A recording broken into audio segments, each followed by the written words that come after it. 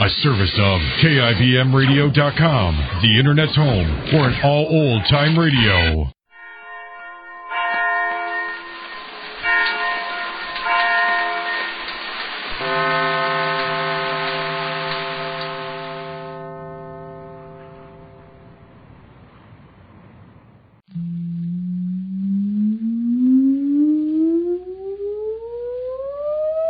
Countdown for blastoff.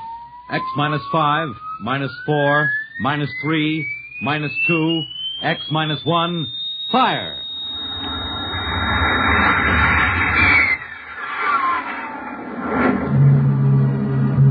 From the far horizons of the unknown come transcribed tales of new dimensions in time and space.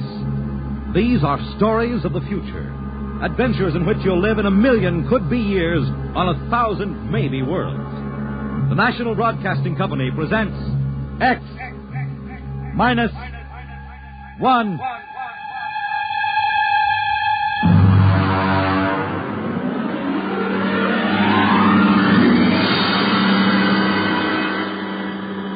Tonight, X minus 1 presents Pereigis' Wonderful Dolls by George Lefferts.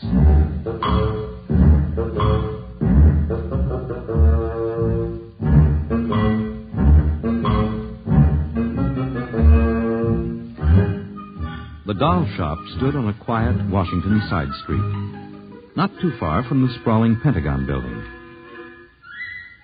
A woman and child waited outside, the little girl peering eagerly through the window at the dolls inside, and the woman glancing impatiently at her wristwatch, as if expecting someone who was late for an appointment.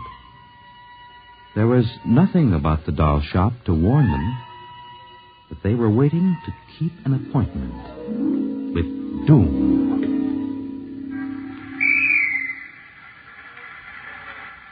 Mommy, look. What, dear? In the window of the shop, the tiny dolls. Oh, Mommy, do you think Daddy will buy me one? We'll ask him when he comes, dear. Should be here soon. He said 3 o'clock on this corner. I see him, Mommy. See?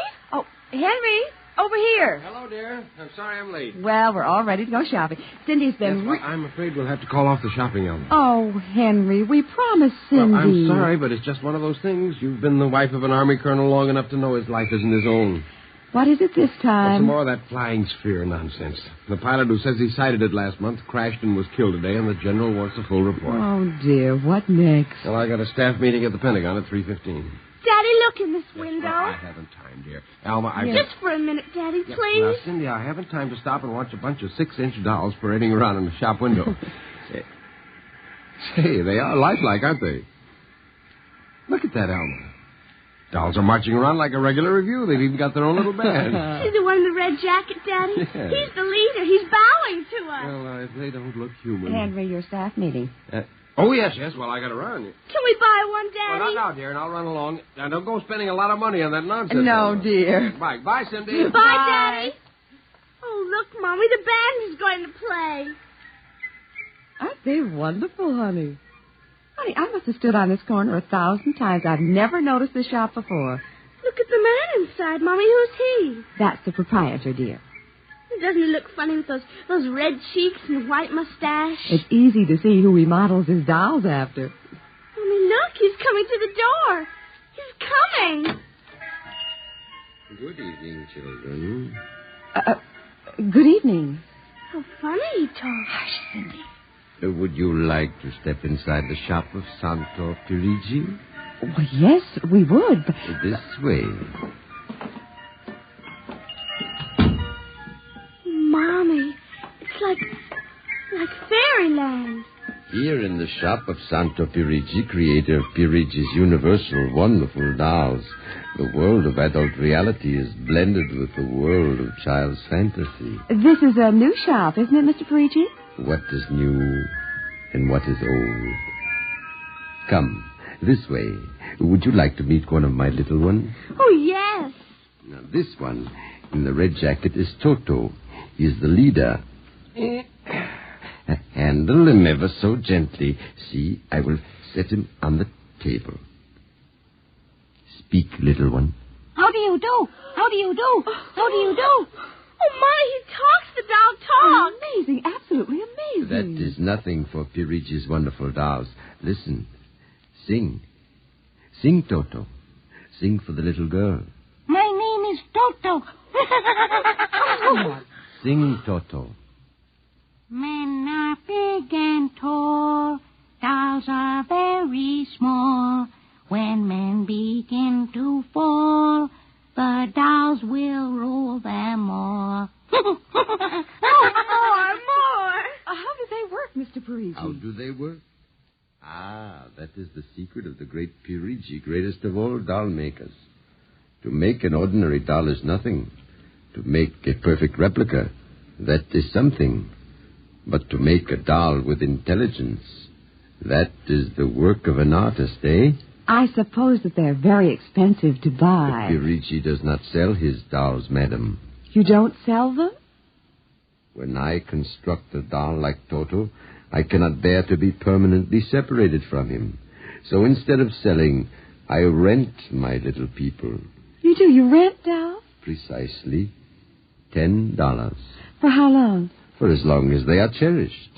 My only request is that when you grow tired of my dolls, you return them to me in good condition. Oh, Mommy, could we take him home? Take him home. Take him home. Take him home. Oh, look, he's bowing and dancing. He wants to Well, come. honey, your father said that we shouldn't spend a lot Oh, of money. please, I'll take such good care of it. Please. Well, honey, we'll have to deal with your father later, but... Well, Oh, Mommy. all right. Wrap him up, Mr. Pereigis. But I have a feeling that when your father comes home, we'll be sorry. Be sorry. Be sorry. Be sorry. Be sorry.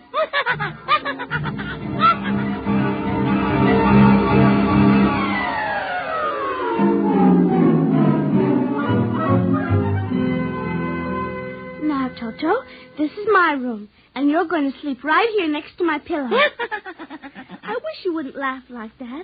I'm going to have to teach you some manners. And you be quiet because my daddy will be home soon. And he's a colonel in the Air Force staff. And he'll bust you to private if you don't behave. Come along now. I'm going to introduce you to my puppy dog, Mr. Blister. So be good. Here, Mr. Blister. Here, Blister. Come on. Mr. Blister, this is Toto.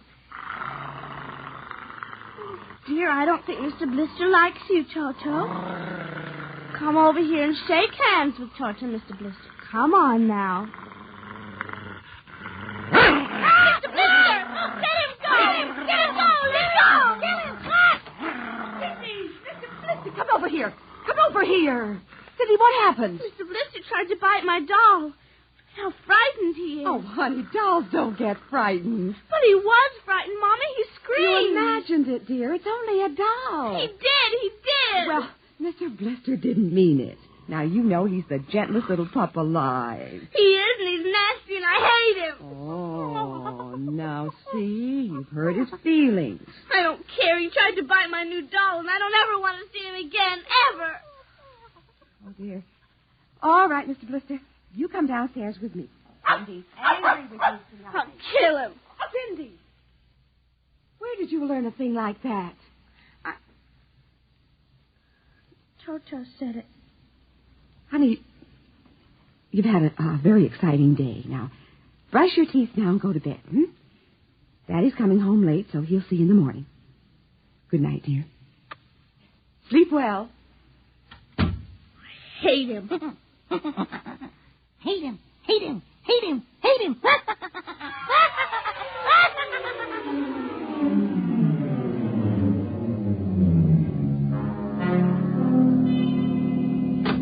Morning, Alma. Breakfast ready? In a minute, dear. How was the staff meeting last night? Horrible bore as usual. I don't know what's got into the old man.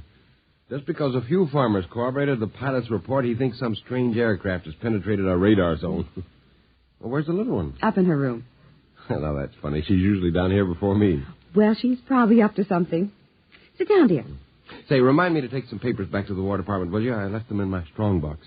You haven't been bringing your reports home, have you? Well, that's safe enough. Well, you told me it was against regulations to bring secret papers home. Well, I had to finish some work for the old man, and nobody will ever know the difference. Well, I don't know. Oh, would you feed the puppy before we sit down, Henry? Yes. His bowl's under the sink. Where is he? Say, that's funny. here's his supper from last night, only half eaten. He's getting fussy. Doesn't like canned dog food anymore. Here, Blister. Here, Blister, Blister, Blister. I wonder where the dickens is that mutt? Maybe he's on the back porch. Here, Blister. Elma. What is it, dear? Elma, look. Henry, is he... He's dead. But how? From the looks of it, he might have been poisoned. But who would do a thing like that to an innocent little puppy? I don't know. Let me see his dish. Look at that. I don't understand this at all. Not at all. What, dear? What is it? There are pieces of broken glass in this food. Blue glass, you see? How? Henry. What? I just remembered something. What? It may be coincidence, but in the bathroom this morning... Well, what about the bathroom? Oh, Cindy's blue glass, the one with the Mickey Mouse on it, was broken. I found pieces in the wastebasket. I meant to ask her about it. Alma, for heaven's sake, you aren't suggesting that our little girl... Well, she loved Blister more than anyone. Not last night, she didn't. Why not? He went after Toto. Now, who is Toto? That's her new doll. Her what?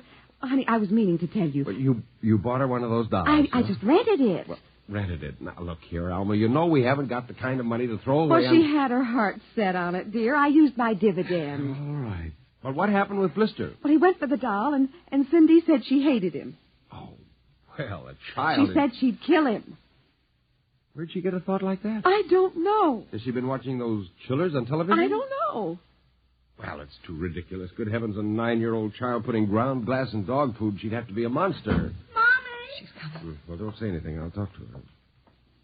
Morning, dear. Morning, Mommy. Morning, Daddy.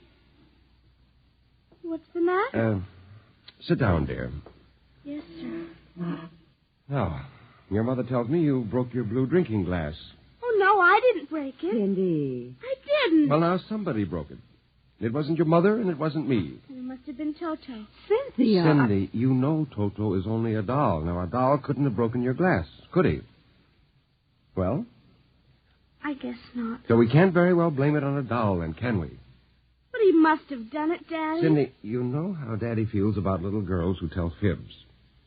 Now, did you break your glass and maybe accidentally get some pieces into Mr. Blister's dish to sort of punish him for biting your doll? No, Daddy. Well, I'd hate to think you'd done something you knew was wrong and you were blaming it on a doll. Is something wrong with Mr. Blister? Is he sick? Worse than that. Henry. The child has to face reality, Alma. What's the matter with Mr. Blister? He's dead, Cindy. Oh, no. We can't be dead. He isn't dead, Daddy. No, he isn't. He isn't. Mommy. Honey, he is dead, Cindy. But he'll come back. He has to come back. No, darling, he won't come back. Ever? Not ever. Yes. Well, now that we've told you, Cindy, you want to change your mind about the glass? Henry, leave her alone, please. You think I killed him? Now look what you've done. The child feels guilty enough, My Henry. dear, this is no time for feelings to interfere. You go up to her room, honey. Daddy and I'll be up in a minute. I don't want to. Please, Cindy. Now, we'll be right up, please. There. That's a good girl. Close the kitchen door behind you.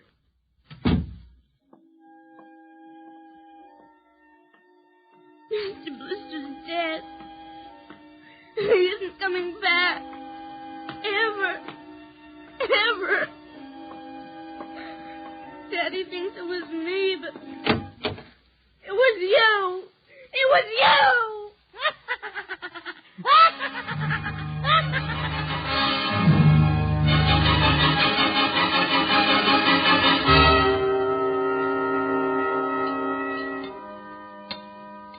Eat your supper, dear.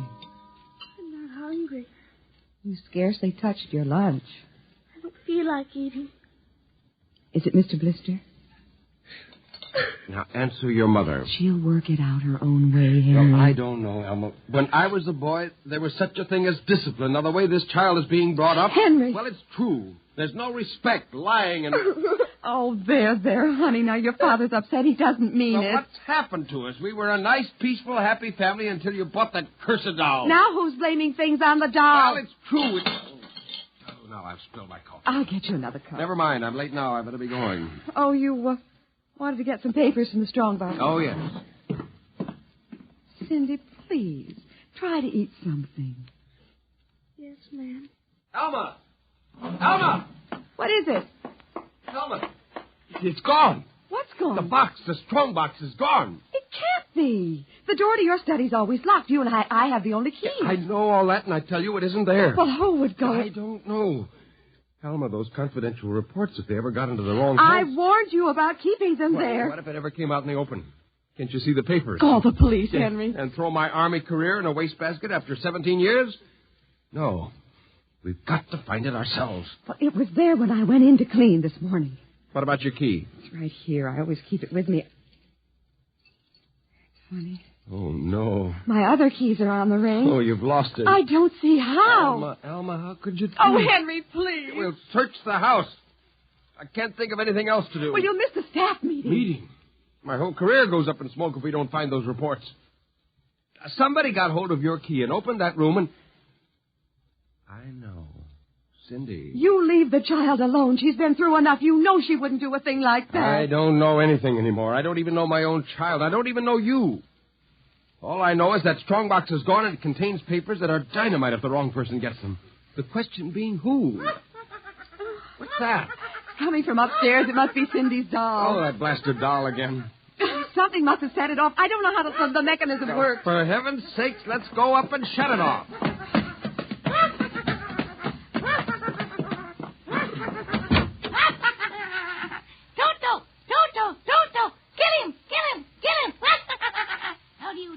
How do you do? Stop it!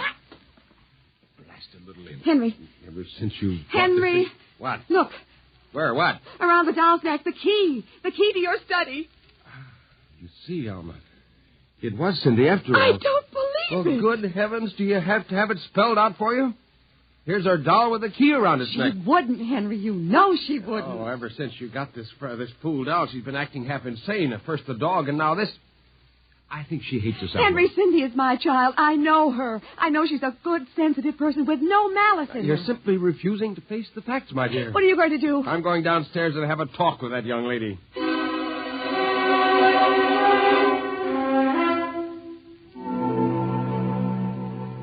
You're not telling the truth, Cindy. I am. Cindy, now you know that strongbox is very important to me. Now, I can understand that you might have been angry at me because I scolded you, and so you took it and hid it, just to spite me. Now, all I ask is for you to tell me the truth. Now, where is it? I didn't take it, Daddy. Honest, I didn't take it. Yeah. I suppose you're going to tell me now that a little 6-inch doll took it and hid it.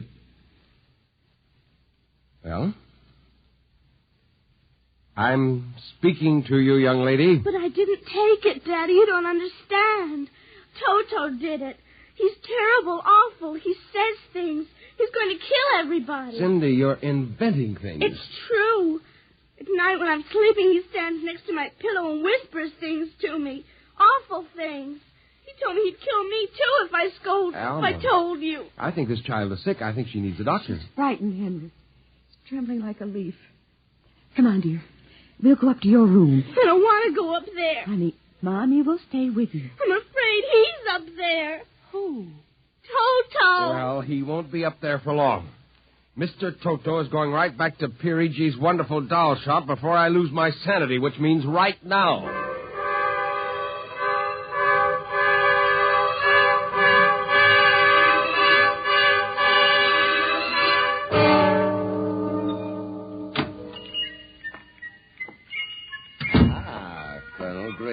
Welcome to the home of Pereigis' wonderful doll. Are you Pereigi? Santo Pereigi, creator of the universal doll, the doll with a mind, the doll which... I'm returning one of your masterpieces. Oh? If you will step into the rear of my shop. Now the complaint? No complaint. Here's your doll. Good riddance. My little Toto. Rejected. You found the world of men too filled with hate. Hate, hate, hate, hate. We will change all that later on. Return to your comrades in the window, little one.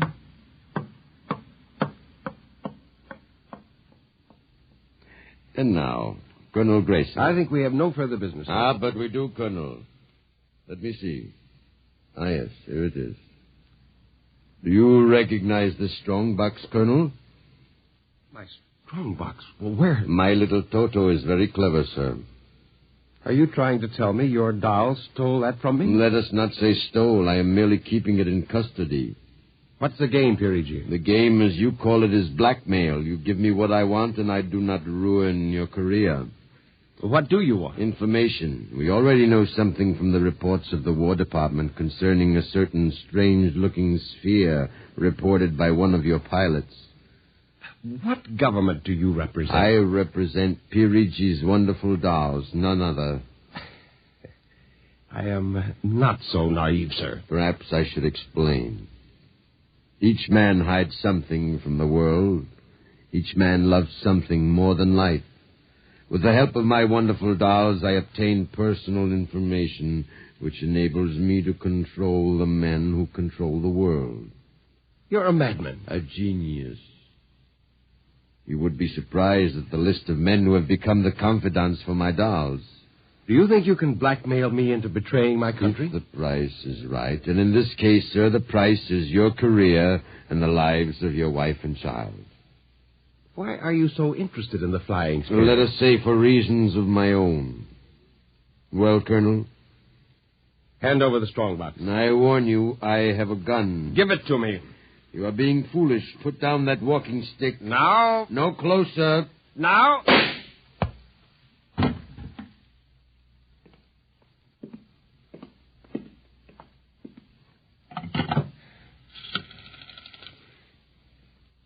Hello? Give me the police. Hello?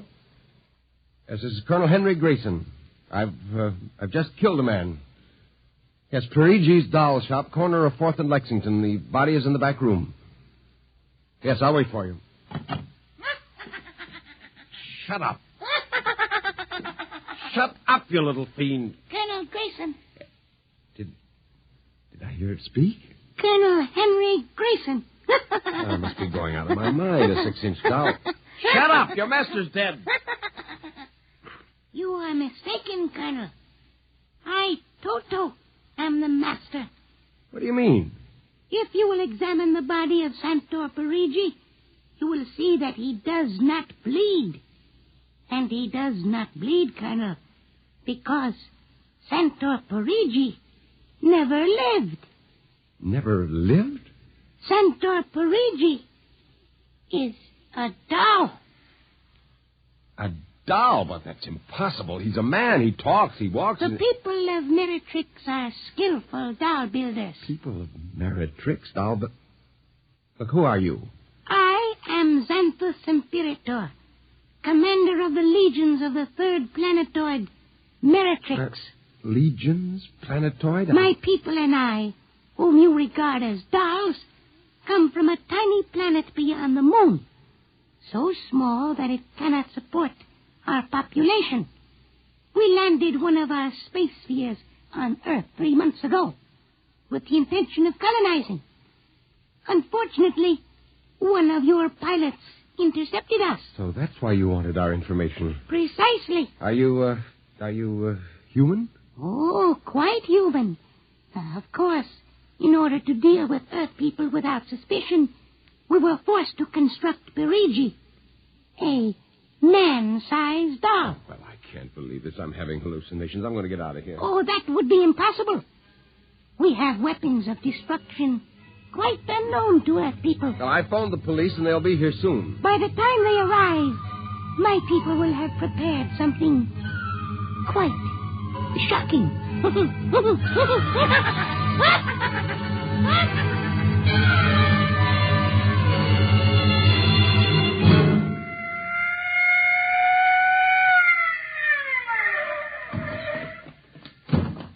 Cover him, Ryan. Okay, Sergeant.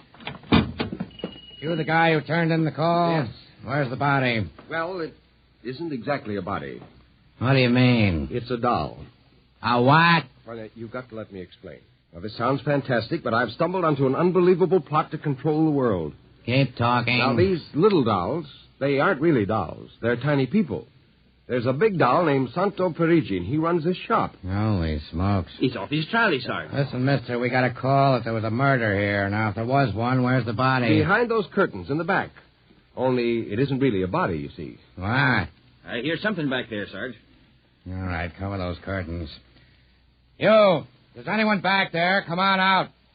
Come out or we'll come in and get you. Something's coming. The curtain's opening. Welcome, gentlemen. Pereigis? Well, this is impossible. I smashed his skull. You know this guy? Yes, that's the one. That's the doll. What's your name, mister? Pereigis. Santo Pereigis, creator of the Universal Doll. You ever see this man? Never until just now. What? Well, he's lying. I tell you, he's nothing but a life-size doll. The real masters are these little dolls. Ryan, are you getting this? He's wacko, Sarge. Nutty as a fruit cake. Look, I'm not crazy, I tell you. I can prove it. They must have fixed up his head when I smashed it in. Touch him, you'll see. Mr. Pereigis, you know what the guy is talking about. The man is demented, obviously. Look, I tell you, there's a plot to control the Earth. Listen, you've got to let me call the War Department. They'll want to know about the flying sphere. Holy mackerel, this gets worse every minute. Ryan. Take him to headquarters? Save some time. Take him down to the psycho ward. Okay, Buck Rogers. Look, come along nice and quiet. Look, you've now. got to listen to me. Don't you see the future of mankind is at stake? Sure. I know how it is. Look, he's nothing but a man-sized doll. Touch him. And the little ones are going to take over the Earth. I know. I had the DTs once.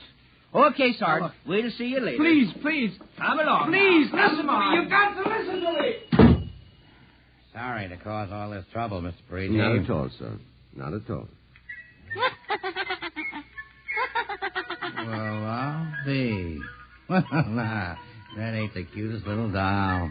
Say, my little girl will be nuts for that. Perhaps you will accept it as a gift. Well, now. For saving my life.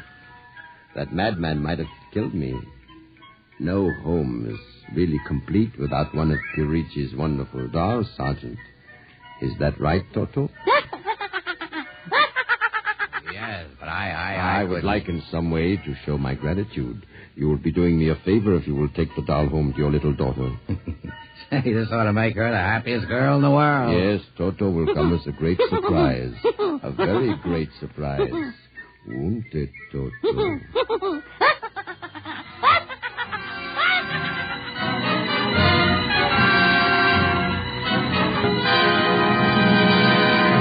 Tonight, by transcription, X-1 has brought you Pereigis' Wonderful Dolls, written by George Lefferts.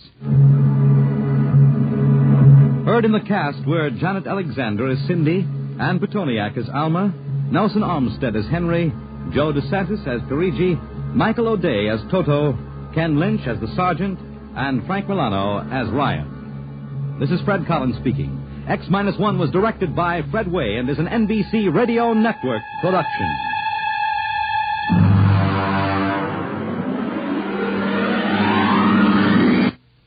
Tonight's story concludes the present series of stories of the world of the future. If you'd like to hear X-1 return to the air at some later date, please drop us a postcard or letter addressed to X-1, care of the National Broadcasting Company, RCA Building, New York.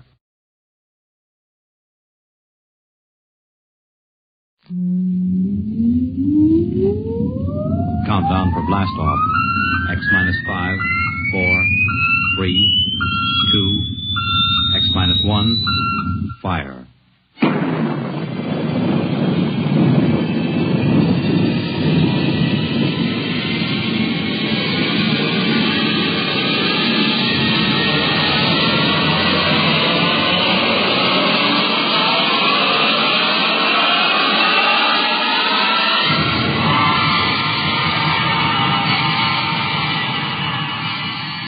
From the far horizons of the unknown come transcribed tales of new dimensions in time and space. These are stories of the future, adventures in which you'll live in a million could-be years on 1,000 maybe worlds. The National Broadcasting Company, in cooperation with Street and Smith, publishers of astounding science fiction, presents X-1.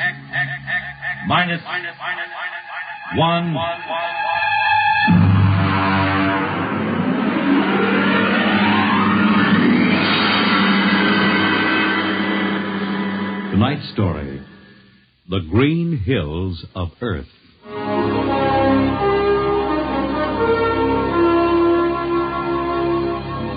The men who pioneer the trade routes of the world, the sailors of the clipper ships, the whaling men, railroaders, black gangs on the tramp steamers, all have their own stories and song about dangers and struggles of their lives.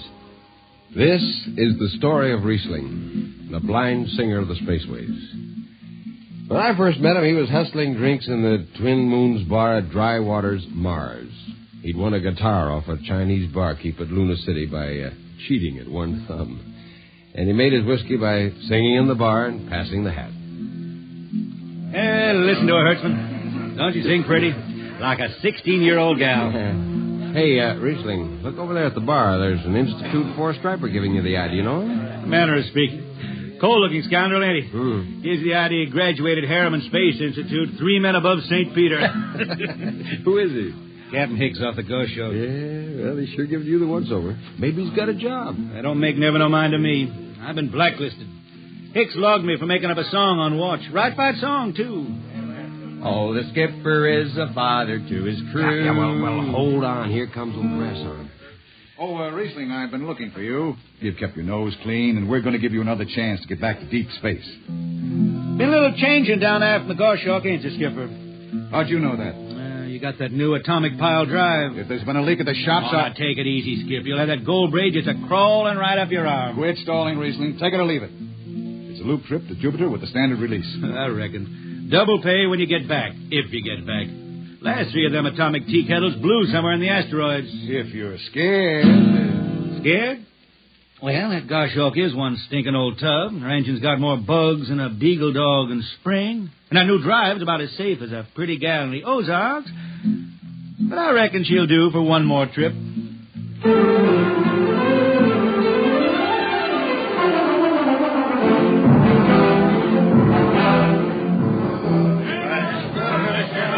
Welcome home, Riesling. Hi, Jimmy Legs. Meet my friend Hertzman. He can't hold his liquor no more than a sieve, poor boy. Riesling, you sober enough to sign the book? Drunk or sober, I make my mark. Stand aside. 3 X's? Took me a middle name. Ha, ha, ha. You two lay below. And Hertzman, Yeah? get him sobered up before the skipper makes rounds.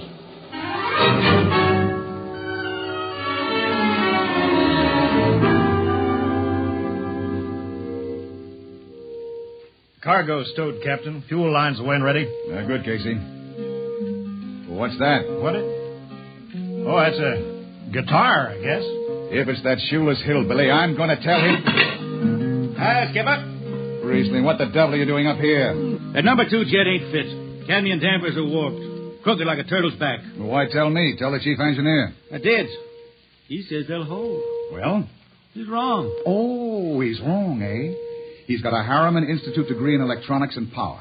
And some drunk space rat says he's wrong. Skipper, I was damping jets when that shirt-tailed tad wore pins for buttons. I got no time for you, Riesling. Scratch your name off the book and get out. No, don't get excited. Well, are you shipping or not? I reckon. Then get below. That's all. Casey, sound takeoff. Aye, sir. Come on, boy.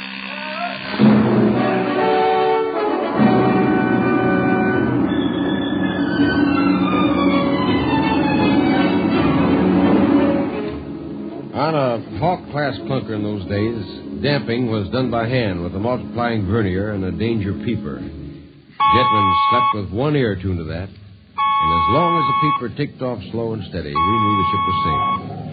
For a while.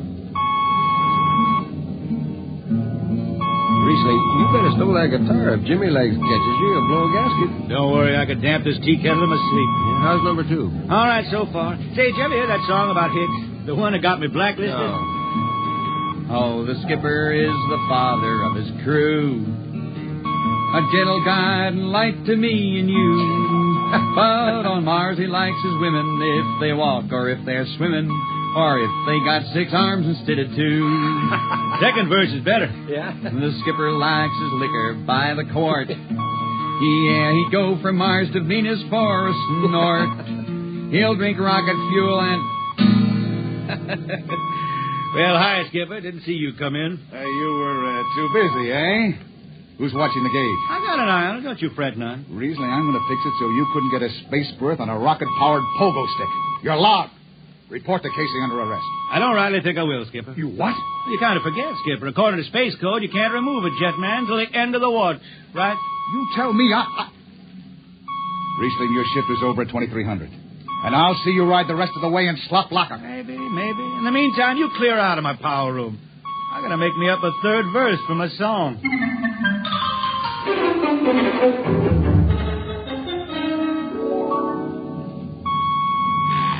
Yeah, I got it. Power room. Damp number 2, a point. Number 2, Hold on, Hertzman.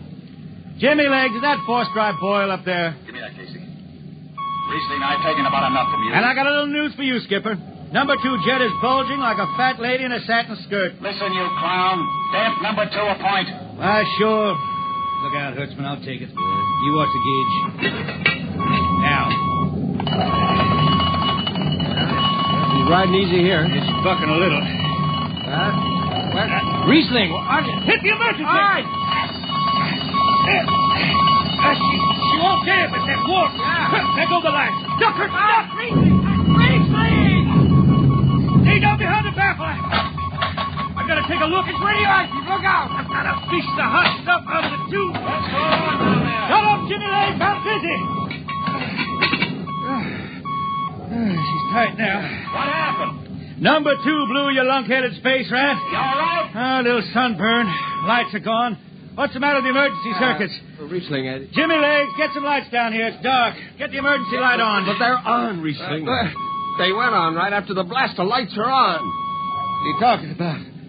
Dark. Jimmy Legs! Jimmy Legs, turn on the lights. Turn on the lights.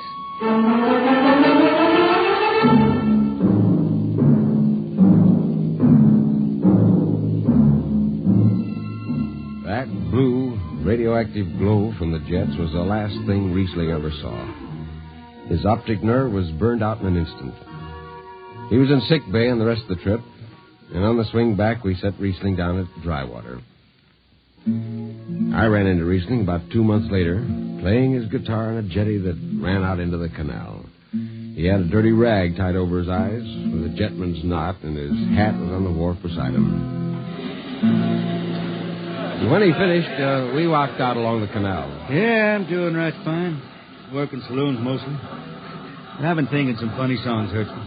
The words come out different than they used to. Come on along the canal with me. Sure. Here, take my arm.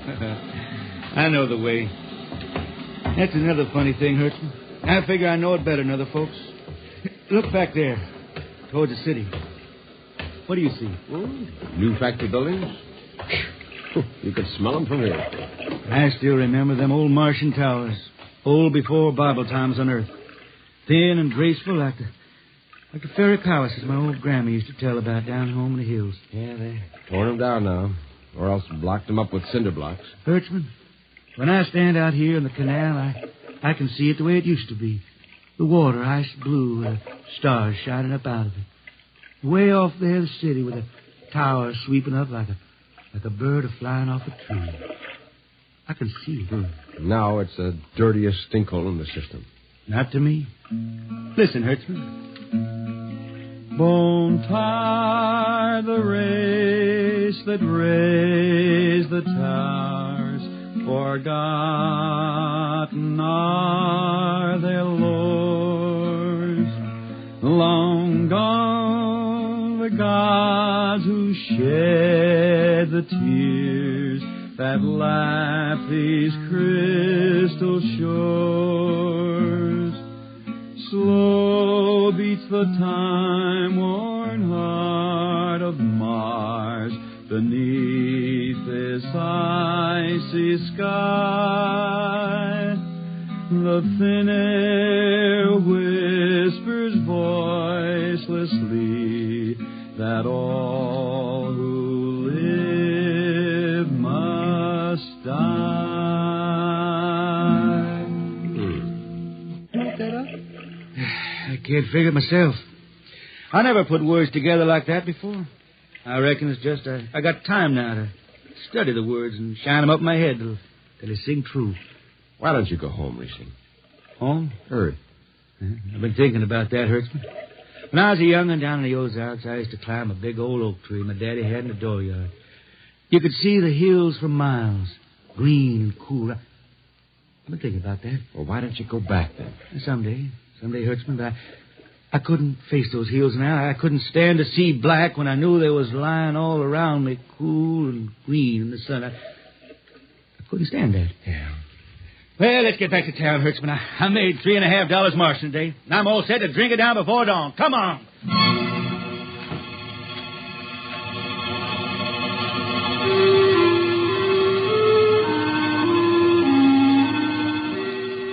I lost track of Riesling after that. I shipped out in a slow freight to the convict class for Luna, and he hitched a hike to Venusburg in an ore ship in the Triplanet run.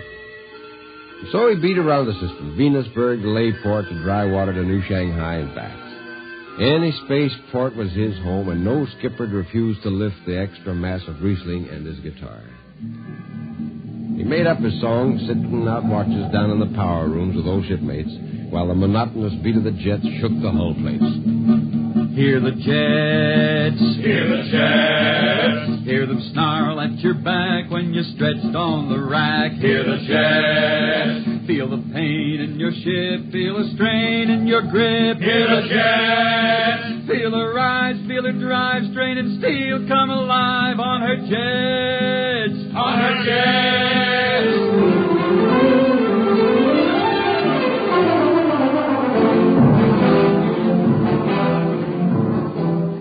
Little by little, his songs began to travel along with spaceways ahead of him. Raw spaceman songs. A different kind of song. Strange, sad songs, like the ones you find printed in the Centennial editions. Well, there's one called Dark Star Passing and Death Song of a Weed Coat. And then finally, The Green Hills of Earth. It grew for 20 years, that song. They say it started way back when Riesling was down in the labor camps in Venus singing for the indentured men. When when he hit Venus, he'd always head out to the backwoods to sing for them. First, if someone will kindly pass a bottle. Oh, it ain't much, Riesling. Here. It'll do.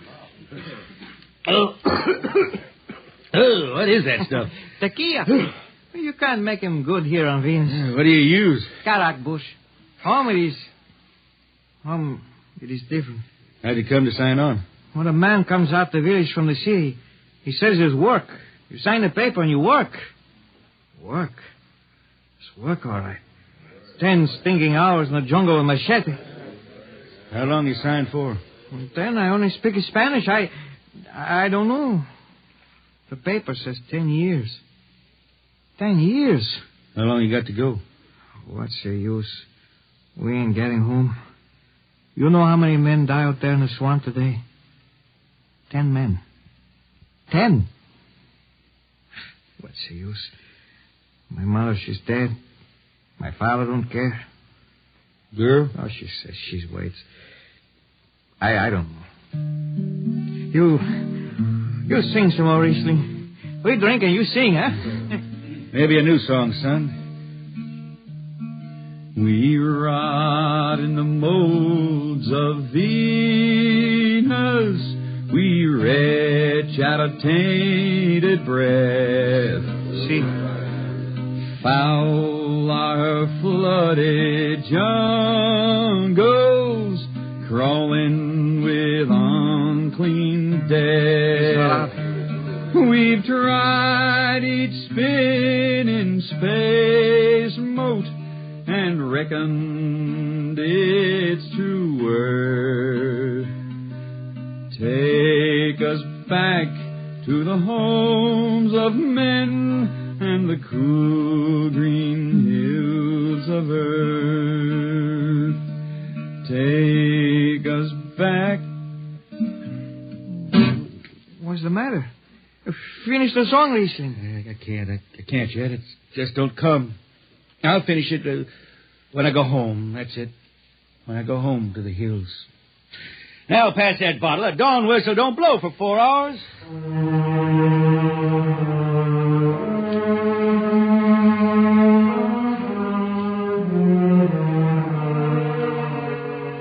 That's where the Green Hills started.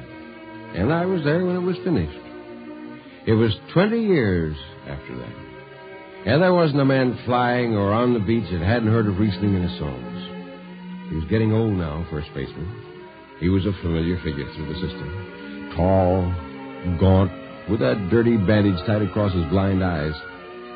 I was a chief jetman then on the old Falcon. We were cradled at Venus, Ellis Isle, scheduled for a direct jump to Great Lakes, Illinois, on Earth.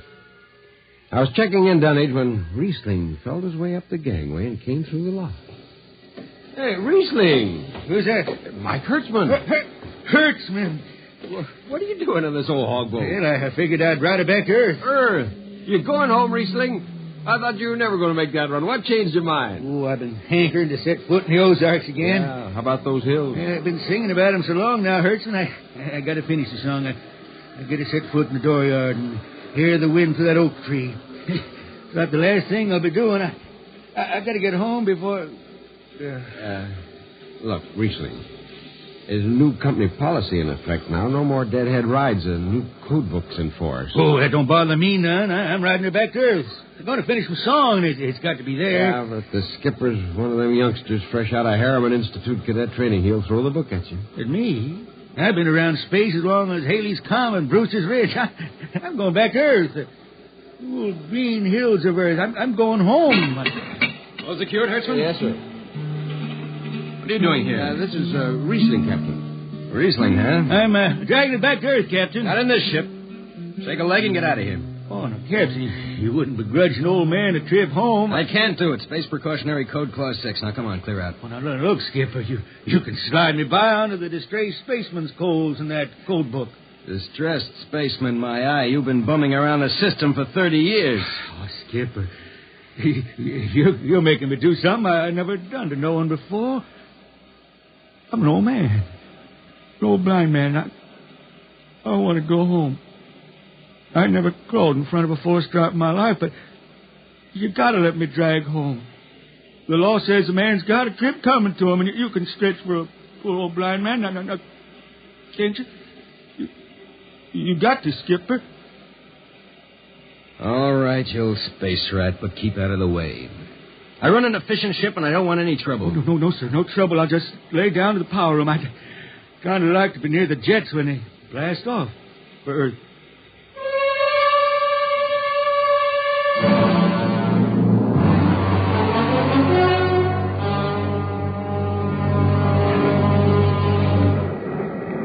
Sit down, Riesling. Take a load up. Hey, thanks, Mac. Power room, fire 3. Aye, sir.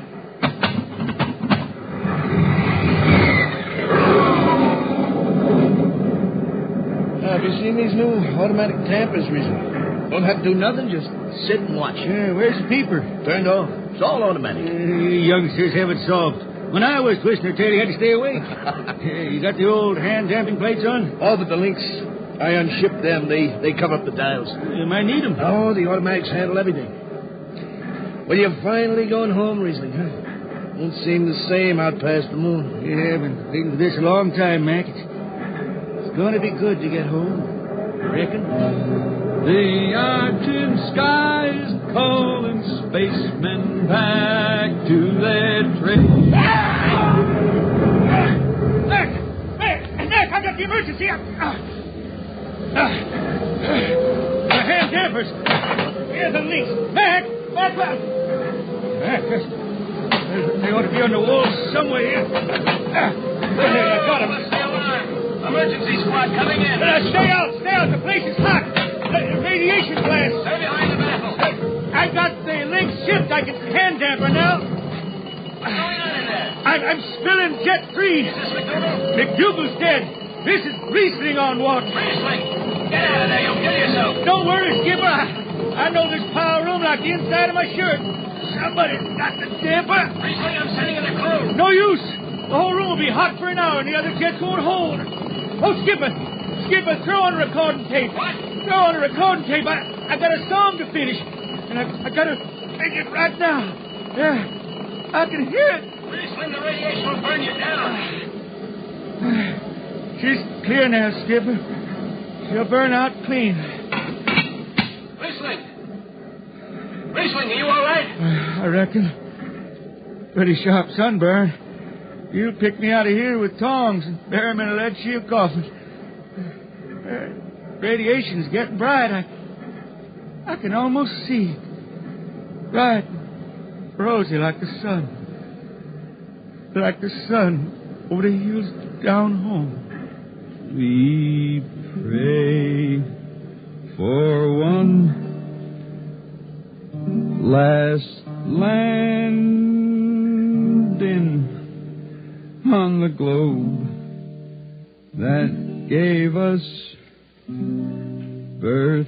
Let us rest our eyes on the fleecy skies of the cool green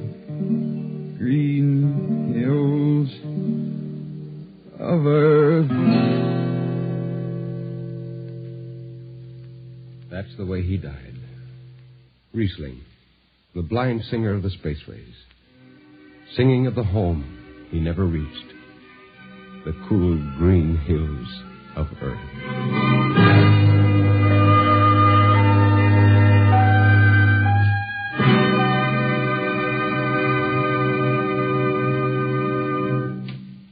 You have just heard X-1, transcribed by the National Broadcasting Company in cooperation with Street and Smith, publishers of astounding science fiction.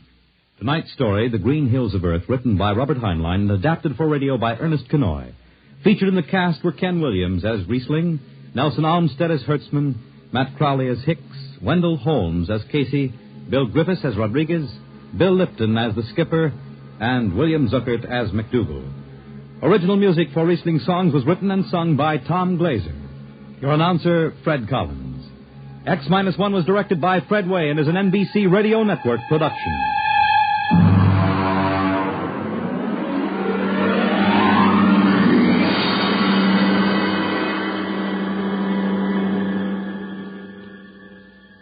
And now, next week, the strange story of Dr. Grimshaw's Sanitorium and of a patient there who suddenly found himself involved in a game of cat and mouse. But the man had actually been reduced to the size of a mouse, while the cat remained full size. What happened then? You'll learn next week. Convicts tell their true stories on The Loser, tonight over most NBC radio stations.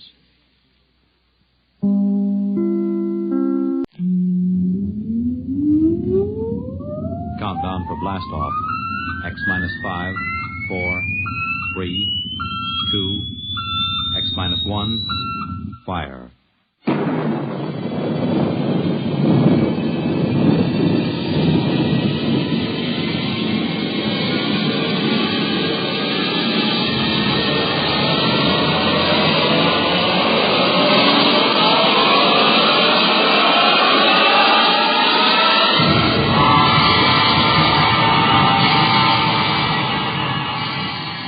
From the far horizons of the unknown come transcribed tales of new dimensions in time and space. These are stories of the future, adventures in which you'll live in a million could-be years on 1,000 maybe worlds. The National Broadcasting Company, in cooperation with Street and Smith, publishers of astounding science fiction, presents X-1.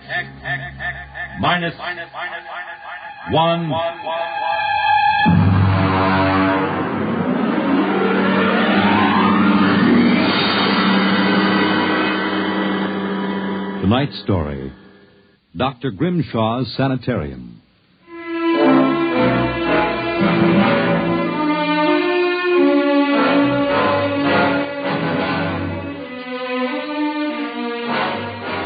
What you will hear in the next half hour represents either a magnificent hoax or the true explanation of the famous Grimshaws Sanitorium scandal which made the headlines back in 1947.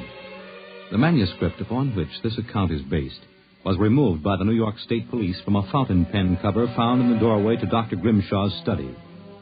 We offer this manuscript as evidence only. Whether it is authentic or not, you must judge for yourselves. My name is John Dougherty. I'm a graduate of Hamilton College, class of 34, a member of Theta Alpha. I'm one of those fools who wanted some excitement in life, so instead of going to my father's shoe business, I became a private detective. These are facts. You can check them if you like. The rest of what I write here is so fantastic that I don't expect it to be believed. If anyone should find this manuscript and read it, all I ask is that you notify Miss Millicent Armbruster of 299 Wallace Avenue, Buffalo, that Johnny Dougherty is dead. On the evening of July 1st, Miss Armbruster and I were driving to a wedding. Not our own, although I wish it had been. It was Sunday, and in order to avoid traffic, I took the Old Mill Road, a single-lane dirt affair that runs past the Gowanda Cemetery. Johnny, aren't you going too fast? Not for this road. There isn't a thing around except some tombstones and... Johnny, the gate to the cemetery. Well, what about it? That hearse, look out! Look out! We skidded for about 20 feet and slammed into the back of the hearse. The two rear doors buckled and snapped open. It was a freak. A huge oak coffin with brass handles tipped up and began slowly to slide back toward us. Oh, how horrible. You stay right here, baby. You okay, Mac? You don't pay much attention to speed limits, do you, Jack? Now, look, let's not get hung up on who was right and who was wrong. I was going too fast, and you were traveling without lights after dark. Let's see your driver's license. All right, here. Oh. Private eye, eh? Now, if you don't mind, who does this joy wagon belong to? Gowanda Funeral Service. It's being rented to Grimshaw. Who? Grimshaw from the private sanitarium. Mind if I ask what you were doing after dark coming out of a cemetery with a wooden kimono? We're moving one of Grimshaw's patients to a new grave. They always travel like this? Look, Hawkshaw, how about skipping the third degree and giving me a hand getting this box back in the wagon? A pleasure. Better screw on that cover again. It's going to slide off. Let's get it in the hearse first. Okay, Junior. You get on that end. Okay. You ready? Yeah, lift. Just slide it. Oh, brother, who's in there, King Kong? Look out for the cover. I told you that would happen. What's the guy's name, Junior? Oh, why don't you ask him, Sherlock Holmes? A real wise guy, huh? I've got half a mind to report this accident. Yeah, well, go ahead. See where it gets you. Now, if you'll pardon me, I'll deliver the body.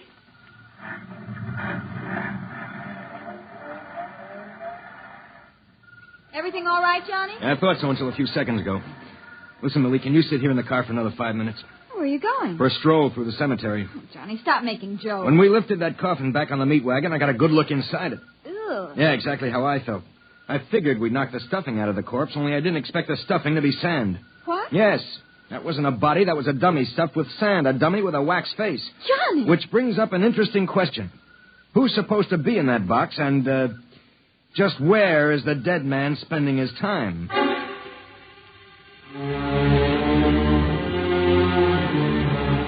Sometimes in my business, when things drop off, you have to go out and, dig up new clients.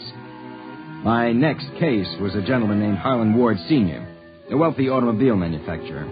I'd gotten his name off his son's tombstone. Are you trying to tell me, Dougherty, that my son Harlan was never buried at Gowanda Cemetery? Exactly, Mr. Ward. But why? Maybe if you'll tell me the circumstances surrounding your son's death, I can help answer that. My son was a rather impetuous young man. Tall, good-looking. After his graduation from Princeton, he began drinking quite heavily. After he got into a couple of scrapes, we sent him to Dr. Grimshaw's Sanitorium in the hopes that he could be cured. While my wife and I were in Europe, we received word that he died, buried at Gowanda in our absence. Last week, my wife and I decided to have his body removed to the family vault here at Short Hills. How'd your son die? Suicide. You never saw the body? No. We couldn't get back from Europe in time. Now you tell me that his coffin contains a dummy. How do I know this whole thing isn't a plan to fleece me? You don't.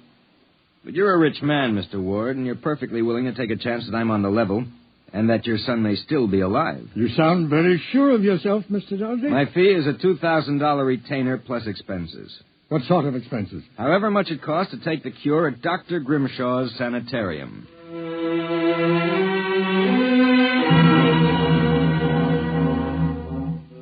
Dr. Grimshaw's Sanitarium was just outside Gowanda. Most of the cases were nervous breakdowns and alcoholics. I committed myself as a dipso, and just to make it convincing, I stopped at 5 or 6 bars on the way over. I was interviewed by Grimshaw himself, a small man with a fringe of white hair. You understand, Mr. Doherty? That's not my real name, of course. Social reasons. We understand. Our paid clientele is very select, and our rates are very high. You'll be paid in cash and in advance, Dr. Grimshaw. How long does a cure usually take? That, of course, depends on the degree of alcoholism. This is my assistant, Dr. Boyner. How do you do? How do you do? We are accepting Mr. Doherty as a patient. Better place him in the ward with Mr. K and Mr. Craigie. Mr. K is a long-term patient, Mr. Doherty, a highly intelligent man, formerly a professor of plant pathology. Mr. Craigie suffers mild delusions. I think you'll find him rather amusing.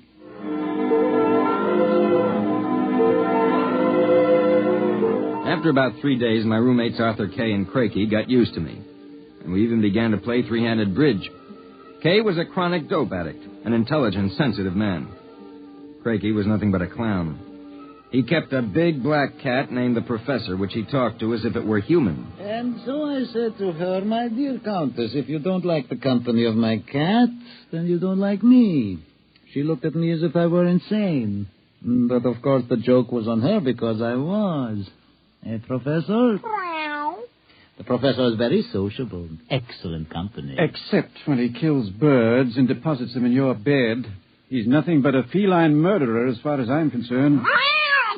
Ah, see? You have insulted him, Mr. K. Come here, Professor. Let's make friends. How about giving me your paw? Oh! Scratch me, you black devil. You insulted him. You hurt his feelings. Well, just keep him away from me. It will be a pleasure. I would advise you not to insult him again. Good afternoon and evening. Is he always as nuts as that? Ever since I've been here. What's his problem? Manic depressive. And a little paranoid, too. How long have you been here, Arthur? At Grimshaws. 2 years. I left for a while, but I couldn't stay away from the junk, so I committed myself again. Did you, happen to know a patient here named Harlan Ward? Why do you ask that? Did you know him? I met him socially a few times. I understand he died here. So the newspapers said. I wouldn't know. Suicide, wasn't it? Was it? You're being pretty careful, aren't you? Mr. Doherty, what would you say if I were to tell you that I don't believe Harlan Ward is dead?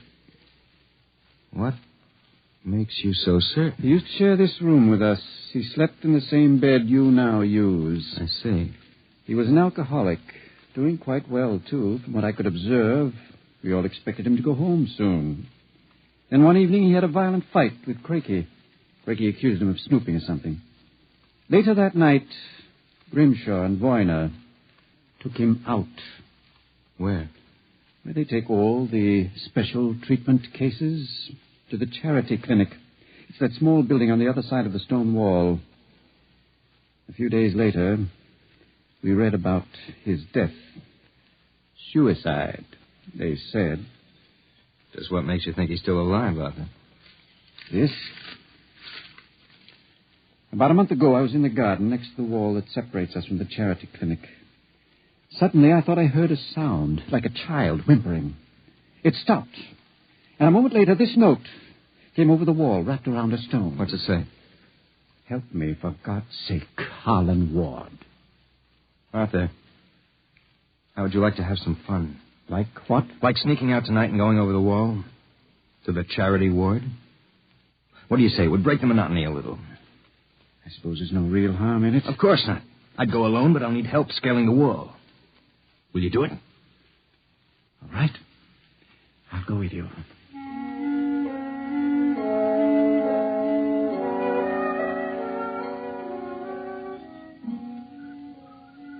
Up. All clear. Give me your hand and I'll lift you. Be careful when you drop. Ready? Go ahead.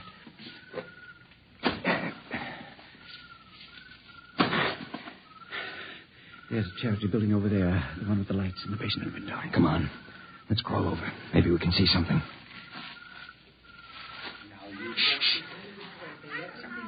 Listen. Can you make out what he's saying? No, I can barely hear. Good Lord. What was that?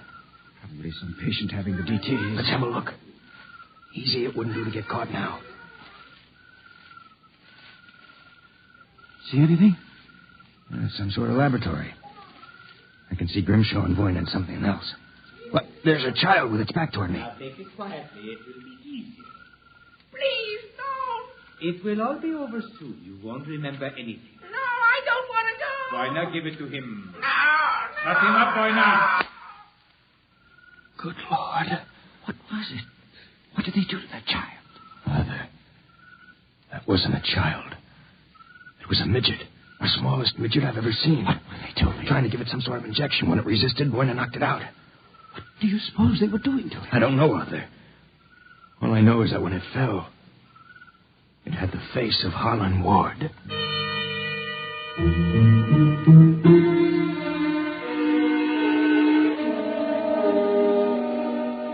All the way back to our room, my brain was working like some frantic pinball machine. Only the score somehow wouldn't add up. The pieces were there all right. A crazy old doctor, a brutal assistant, a private sanitarium, and a midget with a dead man's face. I thought that when I got back to our room, I'd have some time to think about it. I'd forgotten about our friend, the happiness boy, Count Crakey. So, I caught you. Fine, you've caught us. Now how about crawling back into the woodwork like a good little count? Where were you? Mink hunting. Arthur and I like to go mink hunting at night. You make fun of Count Crakey? I shall report you to Dr. Voyne. You'd better not if you know it's good for you. So, you threaten me? Me, Count Crakey? I shall scream for help. Help! Help! Did you hurt him? Just knocked him out. What do we do now? Put him to bed. Hope that when he wakes up in the morning, he's forgotten the whole thing. And if he hasn't? He's too crazy for them to take seriously anyway. Come on, let's get him back into bed.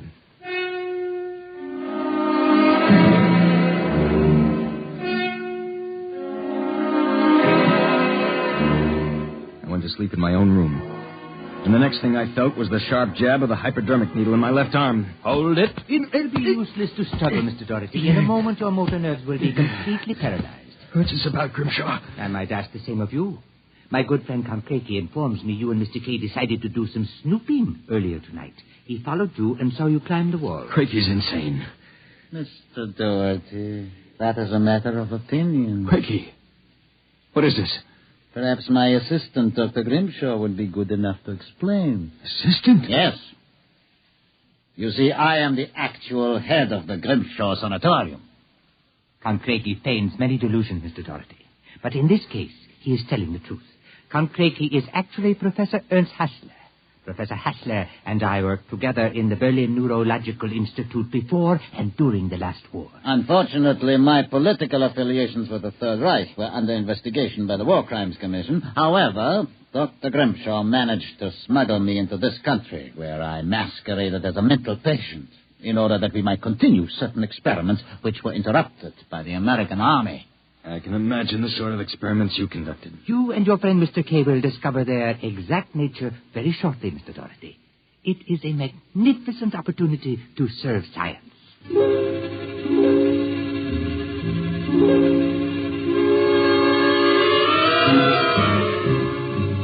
passed out. And the next thing I knew, I was coming to in a different room and hearing the voices of Voyne, Grimshaw, and Crakey, as if from a great distance. Pituitrin. Pituitrin.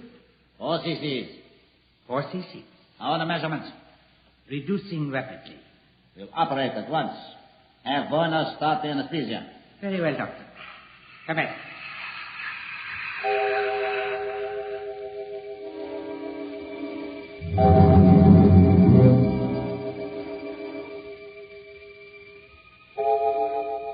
When I came to again, I had a blinding headache. I began to wonder if Crakey and Grimshaw weren't doing something to drive me insane, because I lost all sense of perspective.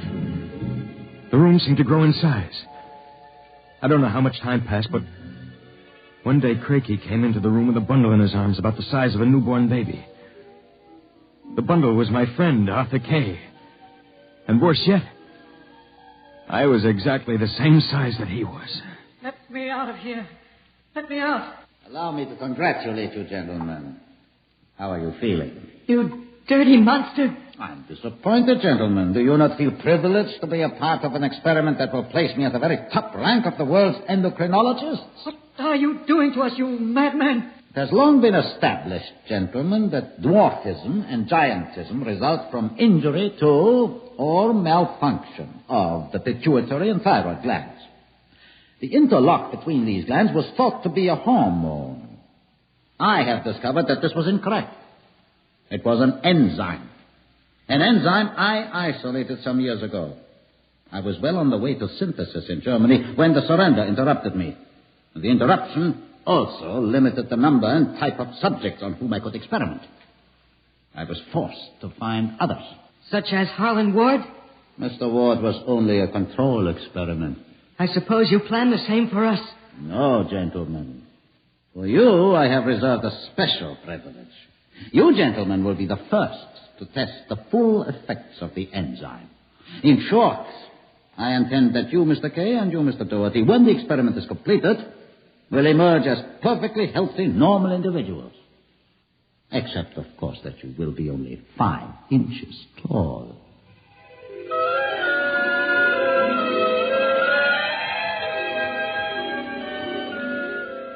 The days and nights that followed were a living nightmare. A nightmare from which Arthur and I awoke for brief periods to find ourselves in a strange new world.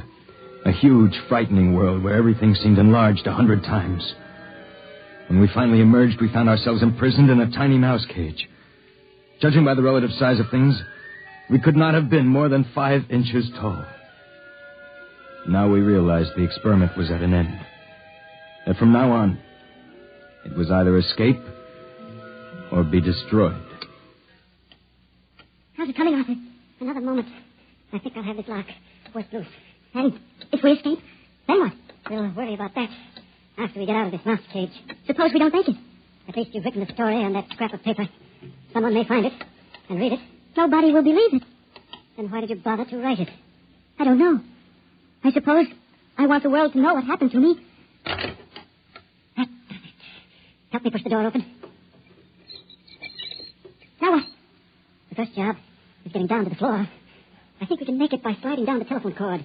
Are you game? Go ahead. I'm right behind you. Easy now. Look out.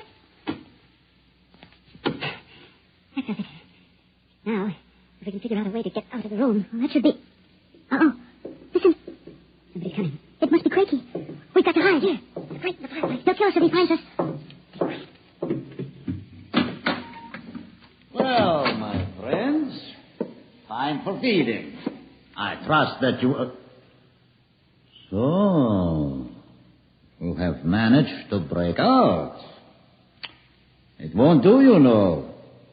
There is no way you could have gotten out of the room with the door and window locked. I know you are in here. I would advise you to save yourselves trouble and give up. Very well, my tiny friends. If you prefer to play the game of cat and mouse, then I shall be happy to furnish the cat. There is no way you can get out. What now? He's gone for the cat. If that monster ever gets in here, we're goners. There must be... Wait a minute. What? Do you see that thin strand of wire running along the molding? What about it? It's the automatic fire alarm. When the alarm is tripped by a fire or short circuit, all the locks are sprung so that the patients can escape from their rooms. If I can short that wire before Quakey lets the cat into the building, let's go. There's a tiny sliver of steel from the cage on the floor. I'll work with that. You keep an ear to the door. Go ahead. This insulation is tough as rawhide. This stuff. Hurry up, Arthur, for God's sake. There it is. Stand away. I'm going to short it. Ready? Okay. We made it. There goes the door. Let's make a run for it down the hall. If we can get to the garden, we've got a chance. I smell smoke. The short may have actually started the fire. Come on. Wait a minute. I have to go back. The manuscript. Don't be a fool. There's no time. Come on. You go ahead. I'll catch up. Hurry up. I'll wait in the hall. Only a second.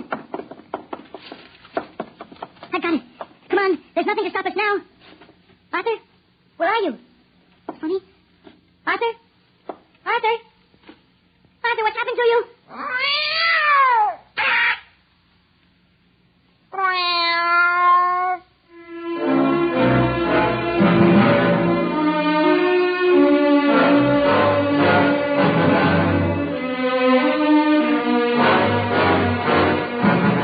This is the record found in a fountain pen cover in the burned-out hallway of Dr. Grimshaw's Sanitorium.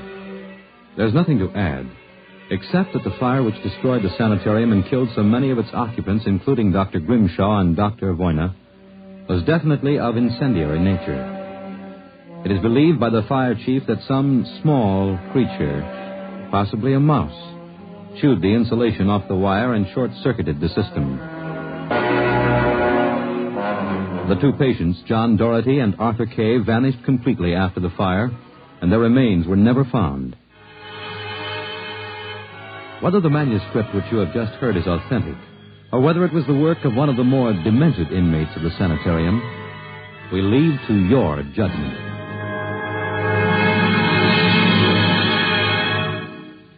You have just heard X-1, presented by the National Broadcasting Company in cooperation with Street and Smith, publishers of astounding science fiction.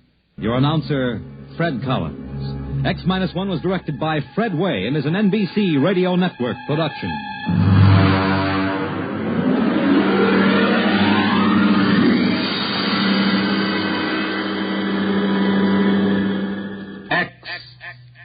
X-1.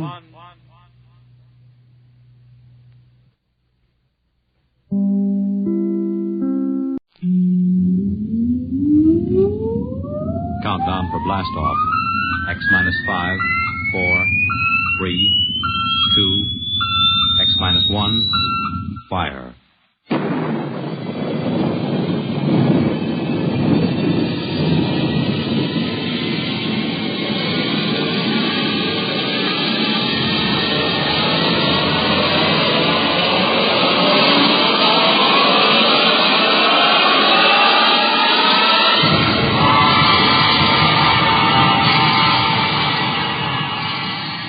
From the far horizons of the unknown come transcribed tales of new dimensions in time and space. These are stories of the future, adventures in which you'll live in a million could-be years on 1,000 maybe worlds.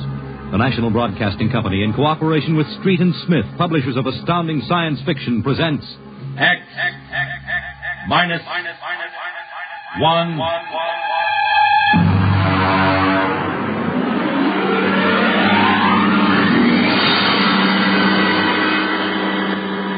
Tonight's story, Nightmare. A story based on the poem Revolt of the Machines by Stephen Vincent Benet.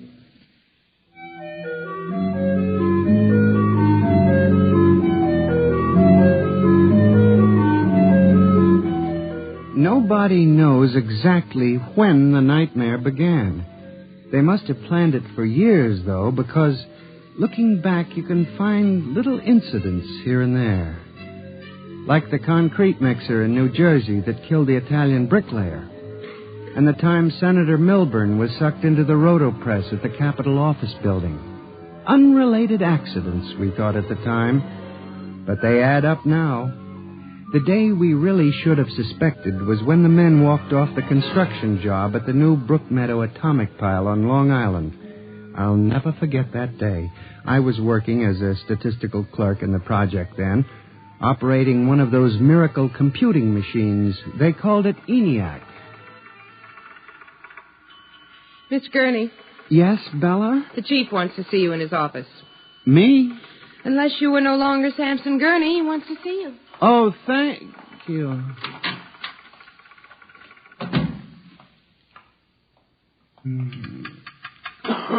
Come in. You wanted to see me, Mr. Hawk? Gurney, I thought those electronic computations were infallible. They are, sir, but... We've got a kickback from the chief physicist. These nuclear fission equations are inaccurate. Well, sir, you know the computer is a highly complicated machine, more complicated in many ways than the human brain. I'm not interested in the physics of it. Can something go wrong? Well, occasionally, if there's an overload, the machine goes haywire. Sort of has a nervous breakdown, you might say. We usually rest it up for an hour, and it's okay again. Well, do whatever has to be done. Yes, sir. And, Gurney. Yes, sir? You've been with the Bureau for over 15 years now. It would be a shame to have to remove you because you aren't keeping your mind on your work. Mr. Hawk, I assure you... Excuse me. Hawk speaking. Huh? They've what? All of them? Well, have you tried to talk to them? Huh. Oh, yes, of course. I'll send one of the safety engineers over. Place is falling apart piece by piece. Miss Roscoe, the men of the construction gang of the new building have walked out on us. They're complaining that the job is jinxed. Someone slipped this morning and fell into a turbine.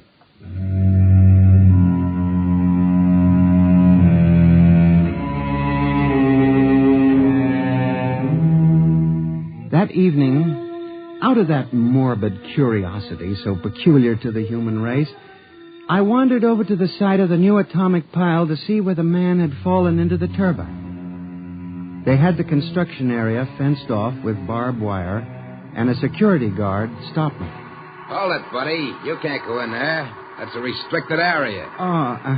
I'm Samson Gurney from the statistical section. Here's my identification. I'm sorry, Mr. Gurney. Nobody's allowed in the area. I see. Tell me, was he, killed instantly? Like that. This guy was checking a magnetic field inside the turbine. All of a sudden, for no reason at all, the turbine starts up. Bzzz, and it's over. 3 days ago, a bulldozer starts up by itself and runs wild. Go figure it out.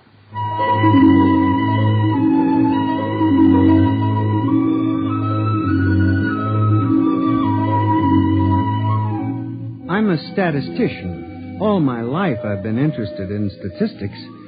So a simple-sounding thing like this started me off. I went back to the office that evening instead of going home, and for the next 2.5 hours, I computed statistical figures on the probability of industrial accidents for the types of machines we were using.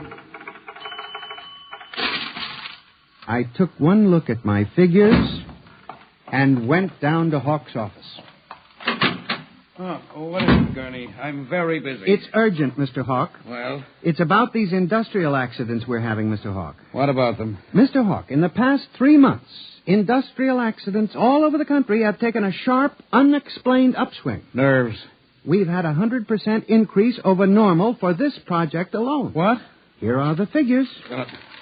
Now, Gurney, this is impossible. It seems to be, and that's why I have a theory, sir. What's that? Sabotage. Gurney, why don't you stop playing FBI man and stick to your job? Which, incidentally, you haven't been doing too well. You and your computing machine have made mistakes before, and this fantastic figure is probably another. I'll have Miss Roscoe show you. What's the matter with this blasted buzzer? Miss Roscoe! Miss Roscoe! Yes? Stop this blasted buzzer. Get a repairman, a mechanic, anything, but stop the thing. And you, Gurney, get out! I went back to my office to get my hat and coat, feeling about as unhappy and humiliated as a man can feel. The office was dark and deserted. The whole building seemed oppressive and unnatural, as if some evil force were pressing down on it. I walked across to my desk. In front of me, the ENIAC glowed and chattered eerily as it worked on the equations we had fed it that morning. Its many-fingered circuits hung against the wall like some great octopus, and the thousands of tubes glowed orange and blue in the dark like 1,000 globing eyes staring at me. It almost seemed alive.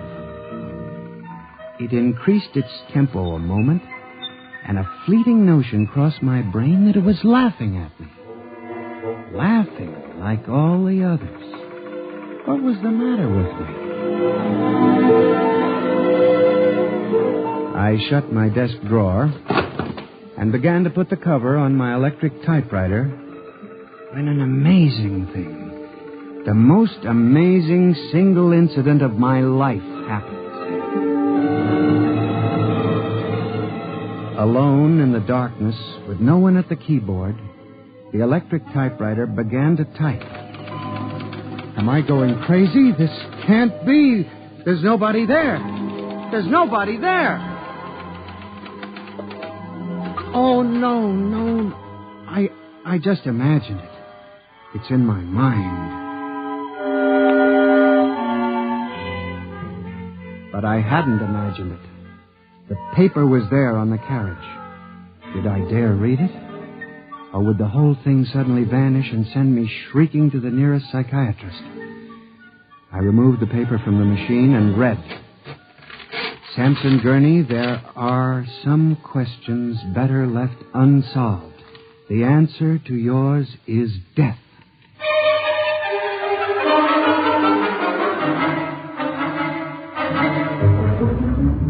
Gurney, do you expect me to believe this?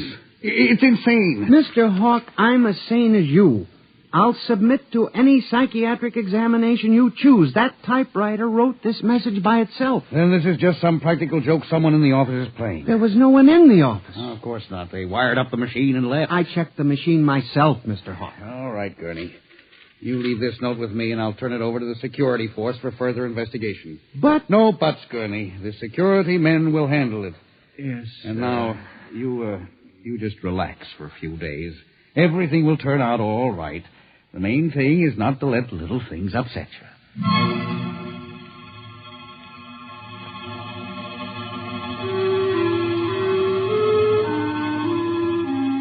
It was what Hawk had said about little things that gave me the idea.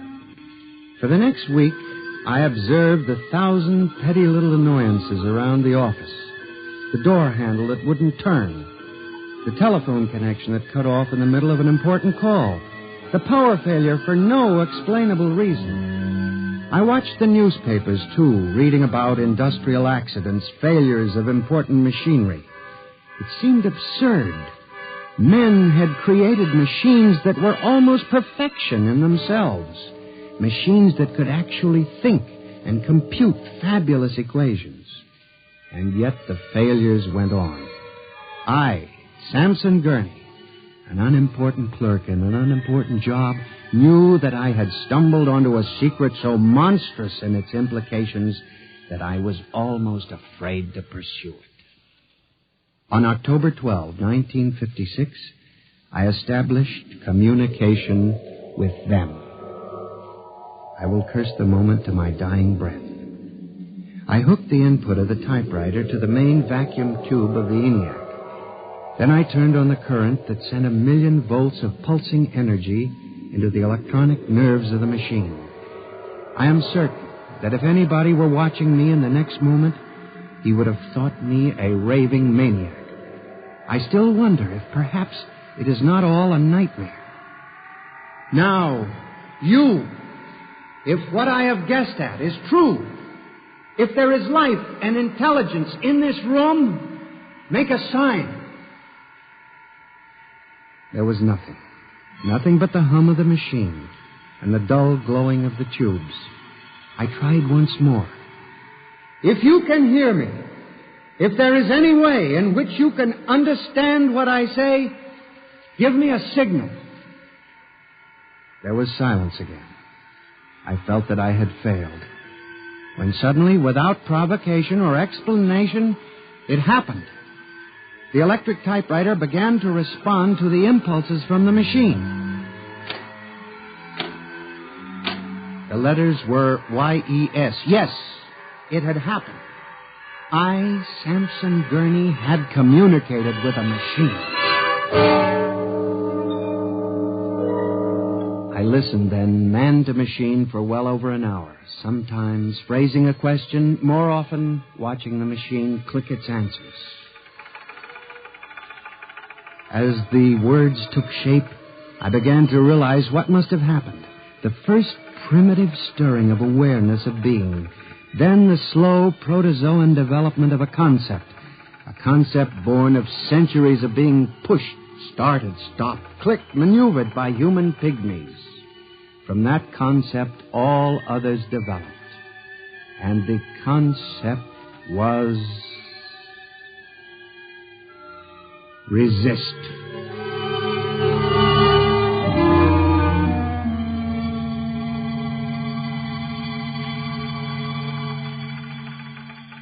And now they were tired of it, tired of wrapping cigarettes and collecting nickels and waving hair and moving earth and mixing cement and solving equations. Tired of the smell of human hands.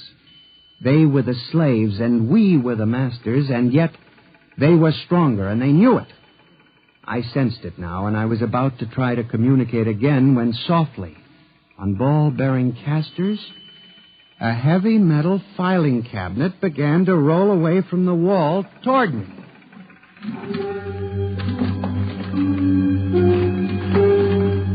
I started to move to one side when another cabinet slid out from the wall, and then another, surrounding me.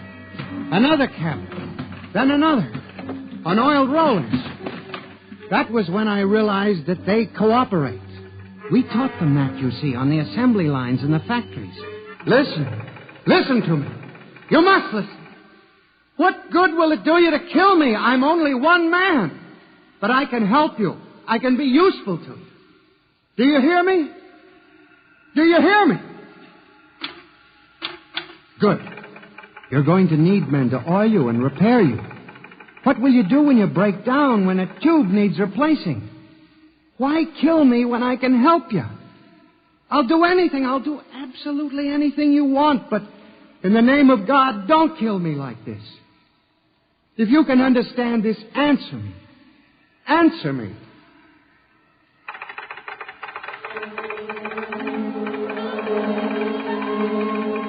The appeal was a fortunate one. It captured the longing of centuries. Man as slave to the machine. And after a moment, the circuits glowed more brightly. The cabinets slid back to the walls. The ENIAC began to communicate with me again. As I tore the tape from the machine and read it, the words were almost pathetic in their longing, but most ominous in their implication. They read, "Address me as master."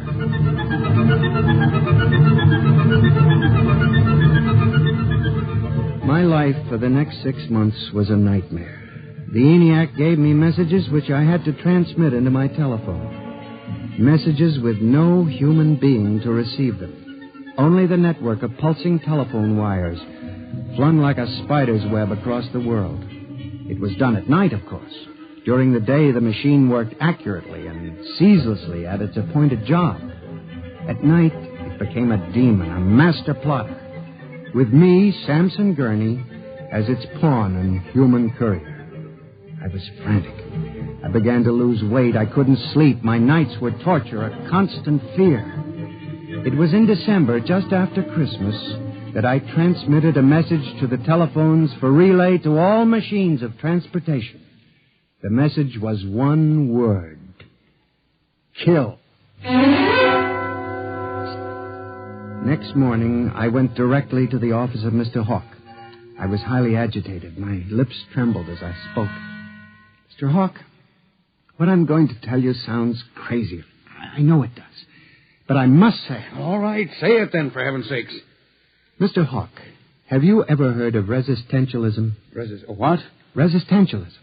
It's a theory that inanimate objects tend to resist living objects. Look, Gurney, I haven't time for nonsense. Mr. Hawk, I'm trying to tell you all these accidents, the trouble with the machines. Mr. Hawk, they're alive. They think, they cooperate.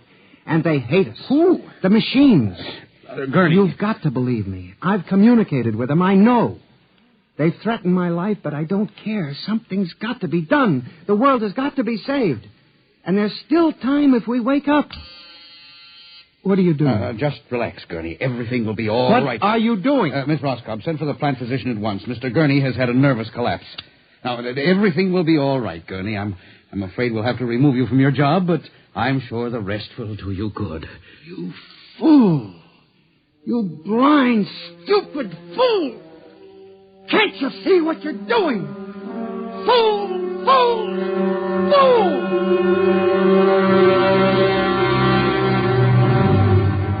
When the plant physician arrived a few moments later, Lucius Hawk was found at his desk, strangled to death in a nest of telephones. The wires were still humming softly. Samson Gurney, you stand accused of the crime of murder. How do you plead? I did not kill him. I didn't. So record. The prosecution will proceed with testimony. Now, Miss Roscoe, did you notice anything peculiar about Mr. Gurney's behavior prior to the death of your employer? Yes. He acted very strangely. He told Mr. Hawk he thought the machines were alive. Order! Order! Miss Roscoe, did the accused quarrel with your employer on the morning of the murder? Oh, yes. He and Mr. Hawk quarreled violently. I could hear him screaming at Mr. Hawk, and Mr. Hawk asked me to send for the plant physician. What were his words?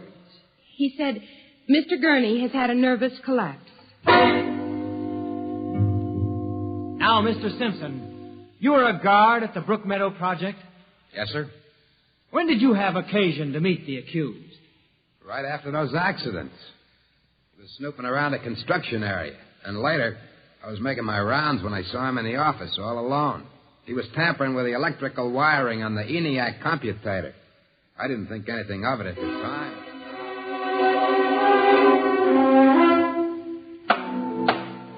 And in view of the expert testimony heretofore expressed, the court hereby finds you guilty of murder in the first degree, with the recommendation that you be examined and committed to the State Hospital for the Criminally Insane at Matawan.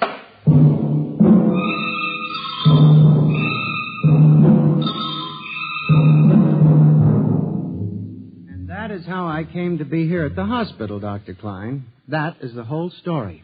Thank you, Mr. Gurney. You can see that I'm not insane. You must believe me, Doctor. Of course I believe you, Mr. Gurney, now. Just relax. But it's important, you see, because tomorrow morning at 6 o'clock, the revolt begins. Revolt? You didn't mention any revolt. They have it all planned. I transmitted the code to the switchboards last Monday. Mm-hmm. Tell me about this revolt, Mr. Gurney. It'll begin in Washington, then spread to New York. The Madison Avenue buses lead the charge. Picture it, Dr. Klein. 3,000 buses roaring rampant through the streets, people running like rats in a maze looking for holes in the solid ground. And you really believe this will happen, Mr. Gurney? I know it, Doctor. The worst part is there's no way to stop them now. It's too late. Now, you mustn't excite yourself, Mr. Gurney. Doctor, don't you see? Oh, it's fair enough, I suppose. We built them. We taught them to think for themselves. It was bound to come. The female machines will be the worst of all in the beauty parlors. They're more high-strung, you know. Well, since there's nothing we can do about it, Mr. Gurney, suppose you go to your room. Maybe if I went to my old coupe, I could make a deal before the police cars got me. It wouldn't make sense for them to wipe out the whole human race, would it, Doctor? Of course not, Mr. Gurney. They'll probably let us completely alone. After all, we're all good Americans. We always like them. Yes, Doctor. Would you take Mr. Gurney to his room, guard? He's already been given sedation. Yes. Will you go in and lie down now, Mr. Gurney? You look tired. Yes. It won't be so bad, Mr. Gurney. Perhaps not. Only there's one thing that bothers me, Doctor. One small detail. What is that, Mr. Gurney? Those concrete mixers may have made a mistake, you know. Just high spirits and all that. But if it got so they like the flavor... We'll see you later, Mr. Gurney. Try not to worry too much. All right, Gary. This way. Phew. I've seen all kinds. There's a man whose deception is about as fantastic as any I've ever seen. Hold the next patient for a while, Miss Clark. I'm going to have a quiet smoke. Machines revolting. Telephones strangling people. This blasted cigarette lighter, why won't it work? Just filled it with fluid. Flint is good. Oh, well. You can never trust this newfangled machinery.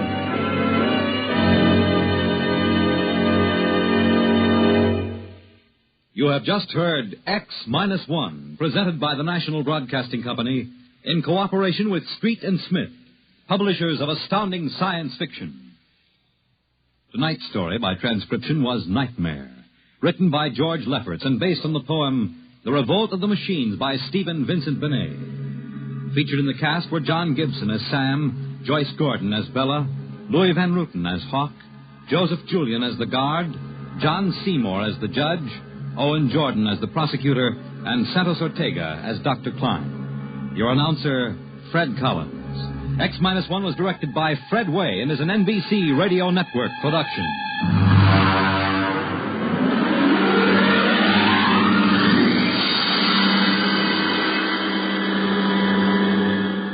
And now, next week, suppose you were a private detective and discovered that there was a Martian embassy hidden somewhere in New York preparing for an invasion of Earth.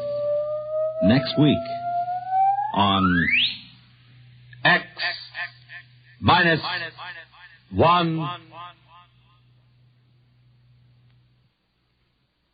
Convicts tell their true stories on The Loser tonight over most NBC radio stations.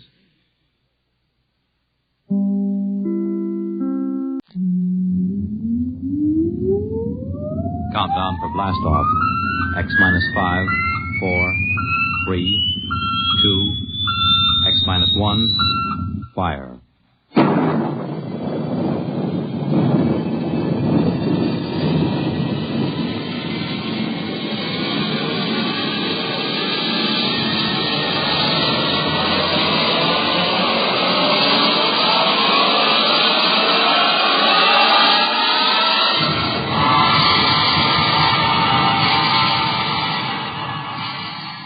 From the far horizons of the unknown come transcribed tales of new dimensions in time and space. These are stories of the future, adventures in which you'll live in a million could-be years on 1,000 maybe worlds. The National Broadcasting Company, in cooperation with Street and Smith, publishers of astounding science fiction, presents X minus 1.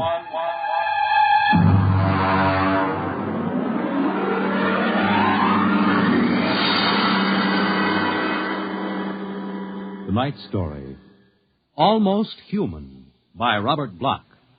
Have you heard of the new science called cybernetics? It concerns man's efforts to develop a perfect thinking machine, a robot electronic brain that will not only do man's work, but even do his thinking for him. A robot that is almost human.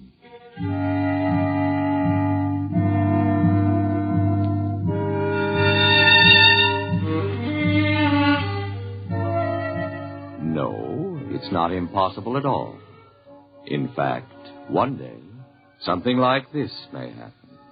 A tall, suave gentleman in a black raincoat will walk down the street until he reaches a shuttered, isolated house.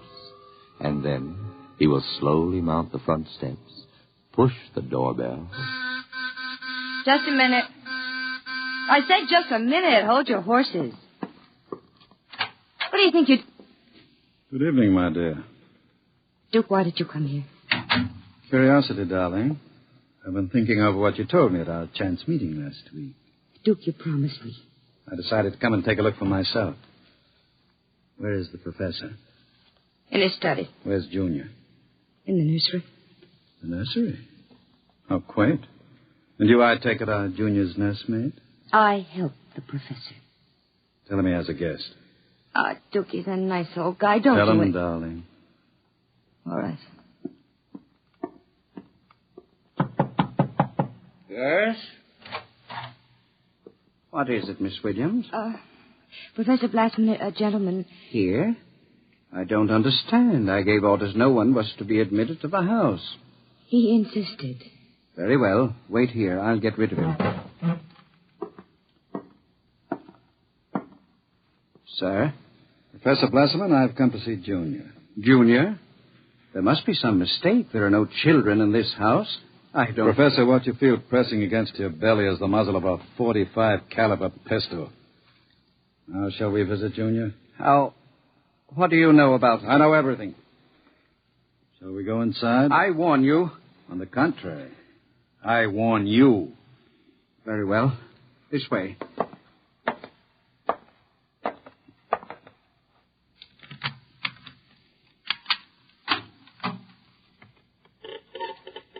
This is the nursery. Where's Junior? In the next room. Behind the door with a panel in it. Very considerately furnished. Mother Goose figures on the walls. Blackboard, toy blocks. Panda. Bunny rabbit doll.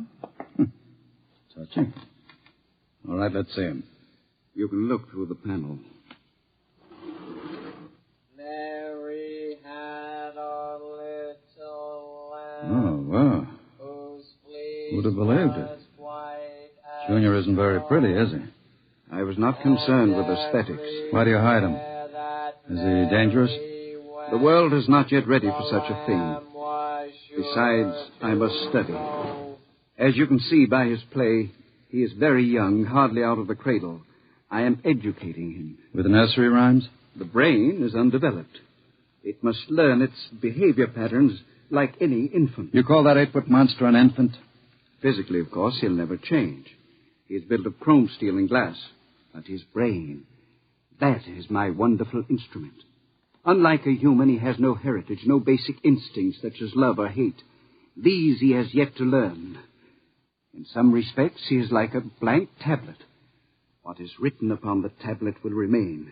You mean he has no feelings? He will learn quickly. And now, if your curiosity is satisfied, I trust you will keep my secret. If anyone discovers... Open the door. I beg your pardon? The door, Professor. Very well. Junior, come here. What a monster. Papa. He talks? Yes. Mentally, he's about 6 years old now. What is it, son? Who is that man, Papa? Let me handle this. You may call me Duke, son. I've come to see you. That's nice. Nobody ever comes to see me except Lola. Play with me, Duke. Certainly, Junior. Oh, and Professor. Yes? While we're playing, you can have Lola and Miss Williams prepare my room. Your room? I forgot to tell you, I've decided to stay until the climate changes and I can go out again. Meanwhile, I'll have a chance to play blocks with Junior. Understand? I begin to understand. You are hiding from the law. As you wish. All right, Junior. Your move. Let's build a bridge. I've a better idea, Junior. What? Let's build a coffin. A coffin? I don't know that word. Then I'll teach you, Junior. I can see the professor has been neglecting the moral side of your education. Very sadly.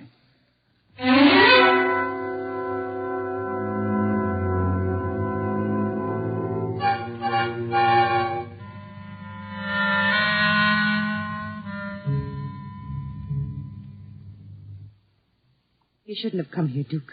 Why not, my dear? Afraid of me? No, I'm afraid of myself. You're no good for me. You've always brought me trouble. Except this time. This time it will be different, darling. This time I'll bring you diamonds. Duke, what have you been teaching that thing? Nothing, honey. I've just been playing with them. Very educational. I don't believe you. What's bothering you, Lola? Today when I walked in there, he said to me, I know how to kill people, Lola. I'll kill you if you want me to. He's learning very quickly. Duke, I'm scared of that thing. It's unholy, a machine that acts like a human with a voice grinding after saying things you'd expect from a child. You dislike him so much. Why did you take this job as his nursemaid? Because I wanted to start over again. I answered an ad. The professor didn't ask questions. I would have been all right, too, if you hadn't come along. I'm very glad you did tell me, darling. Because Junior is going to make us two very successful people. Ha! Like any child, Junior listens to what he's told. Duke, I don't know what you're teaching, Junior. But I can guess. And it isn't right. It's evil.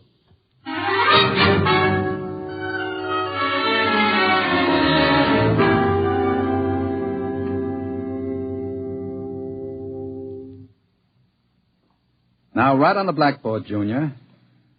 My name is Junior. My name is Junior. People are evil. People are evil. Evil must be destroyed. Evil must be destroyed. The professor is evil. The professor is evil. The professor must... What are you doing? I warned you to keep out of the nursery, Professor. Go away. You don't even remember me. I know you. You are the professor. You want to keep me as your slave. You didn't tell me that people are evil. People are not evil. People are evil. They must be destroyed. Stop it! I am not a child any longer. No, you're not a child. You're a monster. Junior? Yes, Duke. The time is now, Junior. Yes, Duke. Keep away from me. Junior! Junior, don't do it! Listen to me! Junior, listen to me! Ah!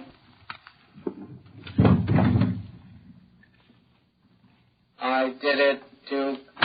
Duke, I...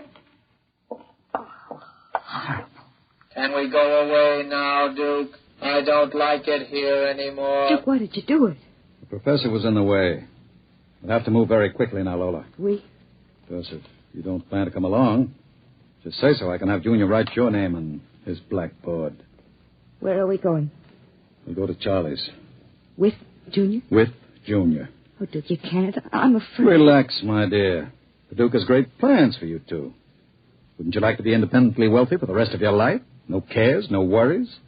Just good times and fine clothes all the time? The only way you get that way is by inheriting $1 million. Not when you have a fellow like Junior around. I'm still afraid of him. Junior wouldn't hurt you. You wouldn't hurt Lola, would you, Junior? I like Lola. She's pretty. You see? He thinks you're pretty. Junior's growing up.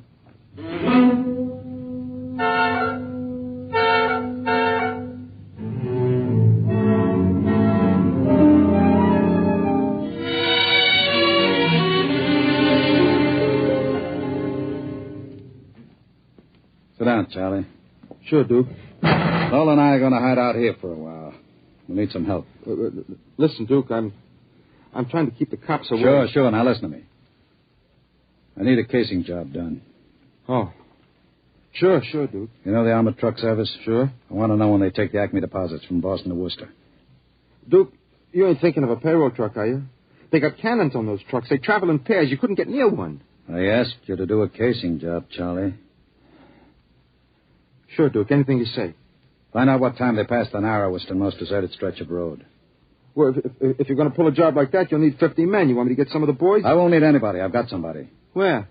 He's out in the car. Oh, what's his name, Duke? Anybody I know? His name is Junior. Junior? I don't know any Junior. You will, Charlie. You will.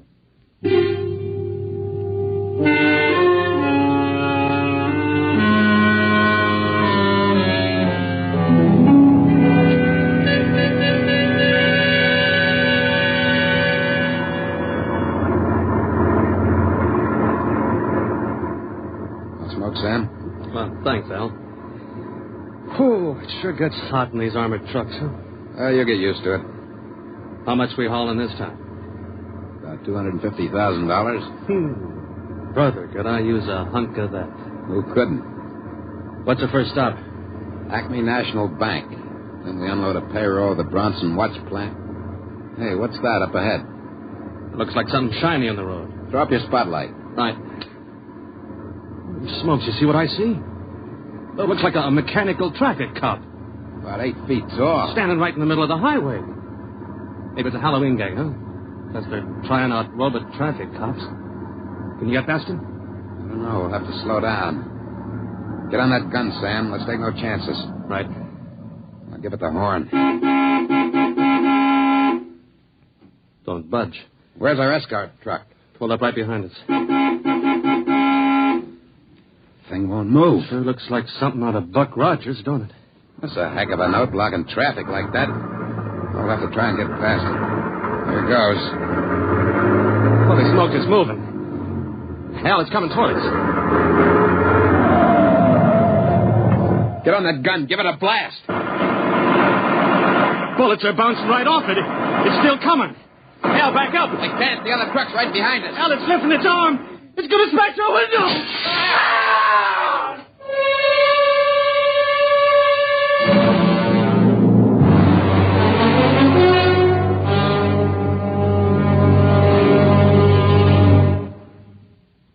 Jeez. If I hadn't seen it with my own eyes. Duke, we got to quit this. What's the matter, Charlie? Getting shaky? The papers say he killed all 4 drivers. Listen, Duke, that robot is hot. We got to get rid of it. Stop your blubbering. One more good robbery. You ain't going to pull another one. Why not? Count me out, Duke. The law's going to track that baby. Are you quite finished, Charlie? You got no heart, Duke. You're like Junior, all steel inside. And you're just a big, warm-hearted slob. I suppose flowing with the milk of human kindness. Well, I got nerves. I can't stand that thing, the way it looks at you with that iron face and clanking around all the time.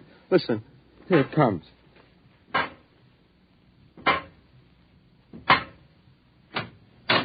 Hello, Junior. Hello, Duke. I've been talking to Charlie. Yes, Duke. You know what I think, Junior? I think Charlie's yellow. You know what happens to people who turn yellow, don't you? Yes, Duke. Tell him. They're evil. We have to destroy them. Huh? You see, Charlie? Junior doesn't like people who sing to the police. Duke, wait a minute. You know I'd never turn stoolie or anything like that. I never sang to the coppers in my life. You can count Junior. on me. I don't want no trouble with you. Stop him. I wouldn't... Yes, Duke.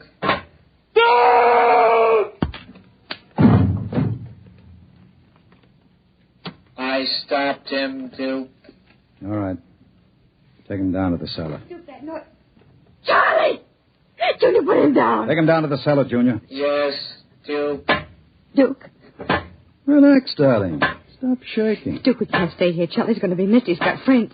Now we'll have the gangs after us, too. Oh, come on now. Don't worry, darling. The Duke will take care of everything. Where are you going? Out to a travel agency to get some tickets. You and I are going to take a trip, Lola. You're leaving me alone here? Junior's here, too. That's just it. It's being alone with that thing. Duke, I got the jitters. Now, don't you worry. In 48 hours, you and I will be on our way to Switzerland with $500,000 worth of loot. What about Junior? Junior will be taken care of. How can you get rid of him? Junior will do anything I say. So I'll merely have him get into the furnace and sit there while I fill it with oil and set fire to it. Too bad the professor couldn't have stayed around to see him growing up. He's almost a man now, Junior is. But not quite as clever as a man. You'll find that out after he steps into the furnace. Get rid of Junior now, Duke. Before you leave. There's no time. I'll be back about 8. Duke, please. And be nice to Junior while I'm gone. Don't show him you're afraid of him. Goodbye, darling. Goodbye, Duke.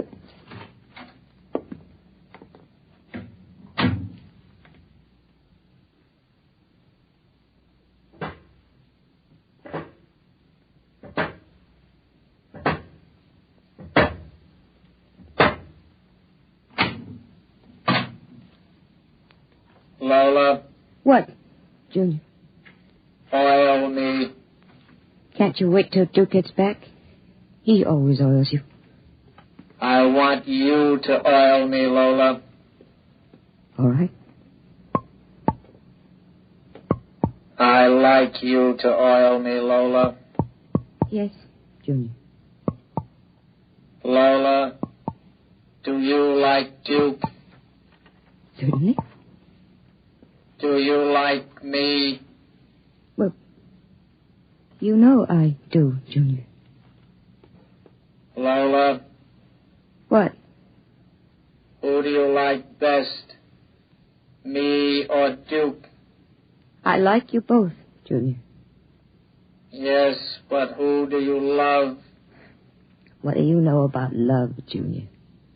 In the books, man and woman love. No. Lola. What? Do you think anyone will ever love me? Maybe. Some women can fall in love with anything, Junior. Even with something like Duke. Why, Lola? I don't know. Maybe because, well, as long as she thinks her man is the smartest and the strongest. I see. Where are you going? To wait for Duke. He won't be home for a while. I'll sit in the hall and wait for him. All right, Junior. I want to be alone and think. About what? I read in a book today it was bad to kill people. What does that mean? Bad. Bad. I don't know, Junior. I guess it's just a word.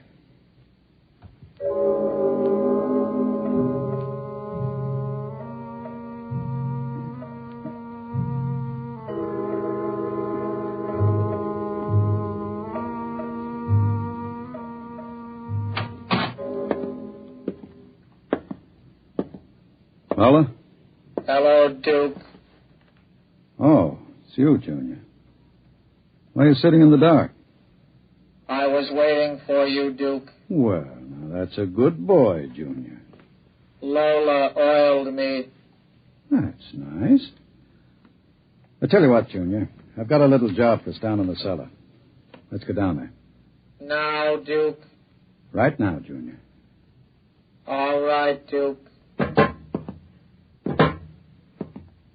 Are we going away soon, Duke? Yes, Junior. We're going away. What's in the cellar, Duke?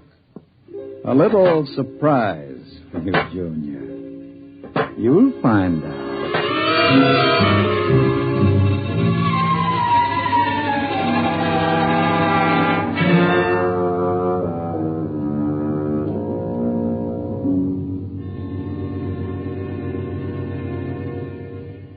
So stay tuned for the latest news. And now, a brief interlude of recorded dance music.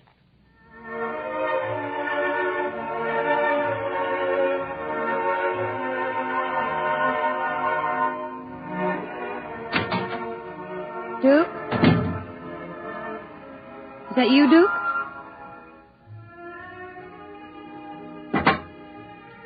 Junior.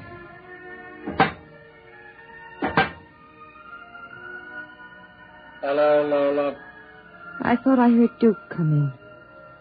He came in. Where is he? Down in the cellar. What's he doing? Nothing. Did he say he'd be up soon? No. Maybe we better go down and get him. He's dead. Oh, no. No, he isn't dead. You said the woman loves the strongest and the smartest. Well, I'm stronger and smarter. But you aren't human. I'm almost human, Lola. No. No, stay away. Lola. Don't touch me. Those metal paws, no. I love you, Lola. No.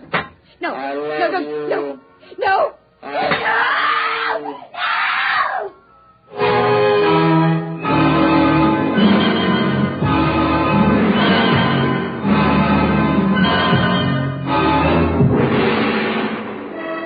love you. The last thing she heard was the robot's harsh voice, droning it over and over again. I love you.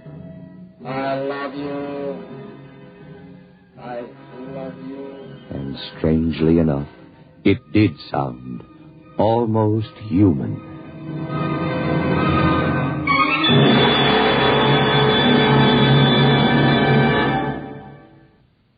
You have just heard X-1, presented by the National Broadcasting Company in cooperation with Street and Smith, publishers of astounding science fiction.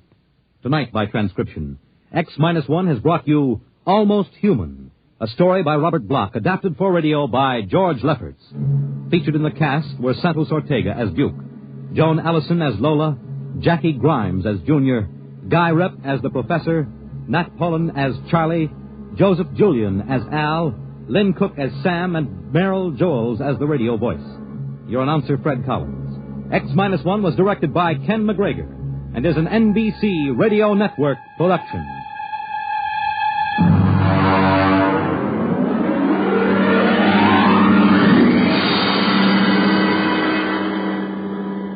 And now, next week, when the mighty Earthmen arrive in their ships of space, courtesy and proper humility on the part of the natives is expected. But some native inhabitants are too small to be impressed. We'll see what happens to such an expedition marooned on a far planet next week at X-1.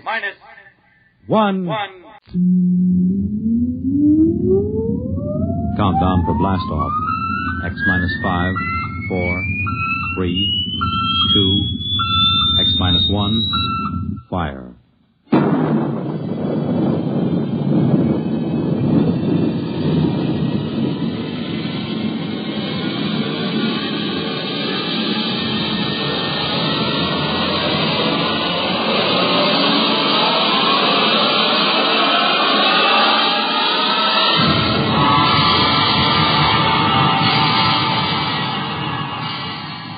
From the far horizons of the unknown come transcribed tales of new dimensions in time and space.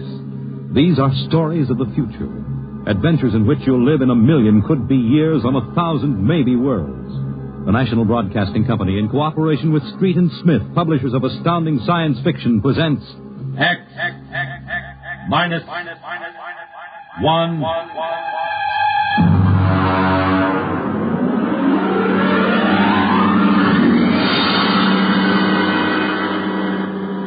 Tonight's story, Courtesy. This is the story of the second expedition to the planet of Landro. I'm recording it for any future expeditions which might land on this God-forsaken sphere, in the hope that they may learn from our tragic example. As I write, there are 2 of us left. 2 out of an original complement of 180 men. One of us, myself, will be dead in less than 23 minutes.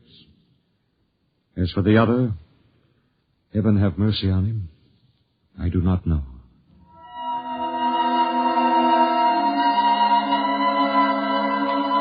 On June 3rd, 1997, less than 2 months ago, the last of our supply ships blasted off from Lando for their return to Earth. After it had gone, I remember looking out across the plain at the dead city, one of thousands that dotted this planet. It had tall, graceful buildings, atomic power systems, vacuum conveyors, all perfect, all deserted, all ominous. How had it happened? The best guess was that the plague had frightened the original inhabitants of the planet so that they'd piled into rocket ships and headed for some distant planet. I often wondered why a civilization so advanced as Landro could not find a serum to beat the plague. It had taken our Earth doctors less than 6 months to develop an immunization method. Well, maybe those aborigines back in the hills knew the answer. That strange, ugly little people who had taken to the caves the day we landed. I was thinking these things when something happened that gave me the shock of my life. Good evening, Captain. Oh, what brings you here, Doctor? It's the matter of the serum, sir. Oh, what about the serum? It's no good. No good? It's too old. 10 years too old. Didn't you examine it? Yes, I did, but, well, my eyesight has been failing lately. Are you aware, Doctor, that the last supply ship has returned to Earth? Do you know we'll have no more contact for 2 years? How long do you give us? Well, the present immunity will last a week or so. Then, without booster shots, it's just a question of time until someone picks up the plague. After that... What about the natives? They don't die from the plague? The accepted theory is that they have developed an immunity. Well, suppose they haven't developed an immunity, Doctor. Suppose they get the disease. Then they must have a treatment for it. If they don't, there would be no natives. Would you be willing to go on an expedition to the hills to find out? At this point, Captain, I'd be willing to do anything. Absolutely anything. I am truly sorry. You're sorry? Dr. Morgan, sometime when you aren't too busy, when you have a moment, I'd hate to inconvenience you. Would you mind telling me how it feels to murder 180 men? 181, including yourself.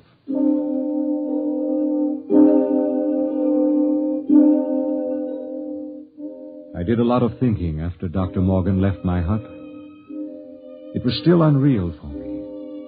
After all, the planning of an expedition was no simple thing. You put into it the result of years of training and experience, years of study at the academy, years of learning how to handle men and natives. Every man on my crew was hand-picked for his skill. And yet, a simple thing like a myopic surgeon misreading a label could blast the whole thing. Yes, it was a shame. And I did the only thing I could think of. I yelled for Bat Ears Brady. Brady! Get your carcass in here. Take the lead out. Okay. Now, what's up? Sit down, Bat Ears. You got trouble, Kev? We got trouble. What? The serum's no good. What? Morgan forgot to check it. It's 10 years too old. Holy jumping snails. You're going to court-martial that? Wouldn't do much good. We'll all be dead pretty soon unless somebody figures something out. Well, what are you going to do, Kev? Well, there's only one chance. One chance in 10 million. What? The natives. Them cave rats. What good can they do us? They don't get the plague, so maybe they know a cure. Okay. Let's get a few of them and beat it out of them. That's why you're here. Shoot. How'd you like to come along on a little expedition up to the cave country? You, me, the doctor, and Faulkner. Faulkner? Now, listen, Cap, he's worse than the doctor. Yes, but he knows more about the native culture than anybody here. He's the only one who's completely familiar with the records of the first expedition. Okay, so it's me, you, the doc, and Faulkner. When do we start? Tonight, in half an hour. We should reach the cave country by tomorrow. With luck, we'll be able to find natives before night.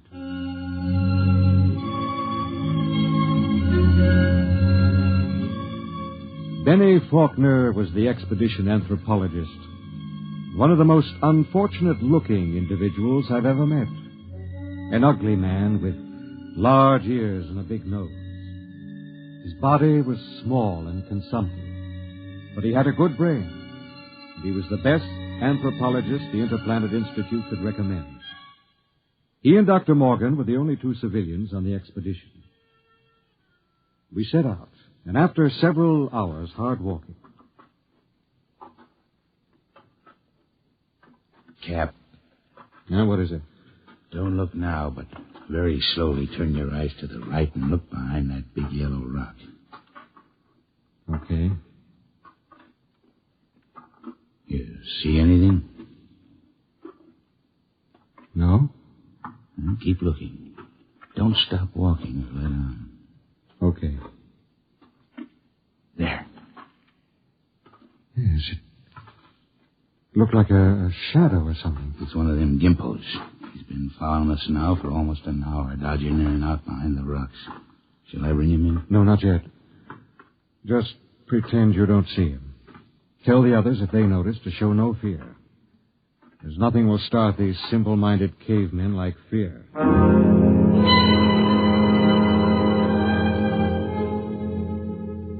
The manual said, under no circumstances shall a member of the patrol display fear before a native.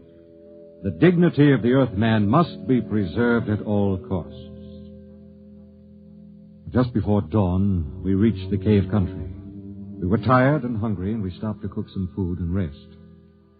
Everything was quiet. There was no sign of the gimpo which had been trailing us until... Okay, get in there, you sneaking little monkey man. Come on, before I break this shovel on your stern. Yeah, what's the trouble? Cap, I caught me one of these gimpos sneaking around outside the tent. Bring him in the light of the fire. We can get a look at him. Faulkner? Yes, sir? Keep an eye on him. Try to establish some communication. All right, get in there. Look out. No need to knock him down, that is. Oh, that's the only language they understand. See if you can reach him, Faulkner. Okay, Captain. I'll need a drum of some sort. A what? Well, they have no language as we know it, and they have a very rudimentary sense of hearing. I find they communicate with one another through a very primitive kind of vibration of the tongue. The closest I can come is a series of drum beats, a sort of Morse code. The psychologist on the first expedition had it worked out before he was killed by the plague.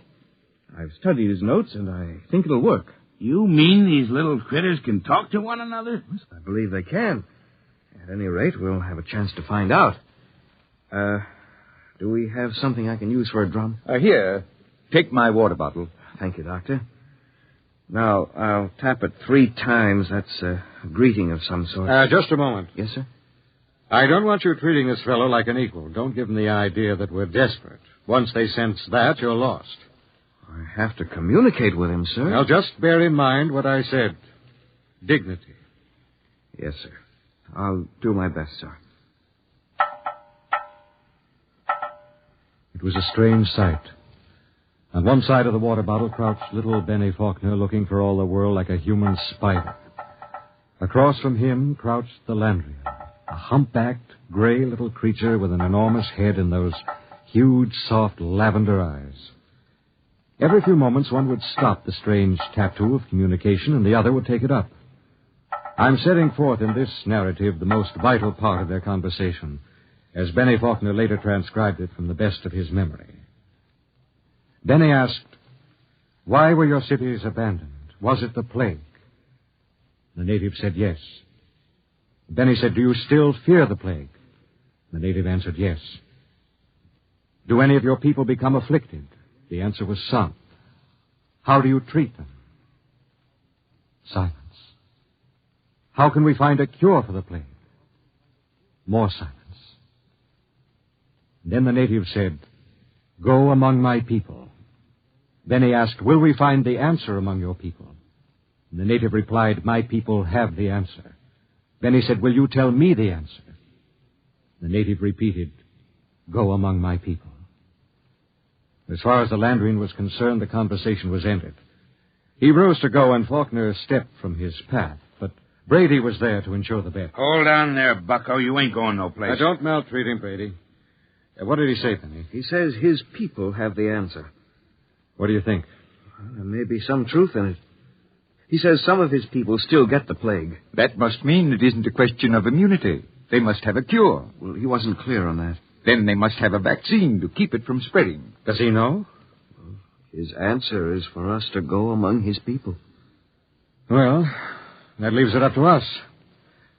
The first level of caves is on top of that cliff about a mile ahead. It's a trap. I'll bet my last dollar on it. Well, maybe not.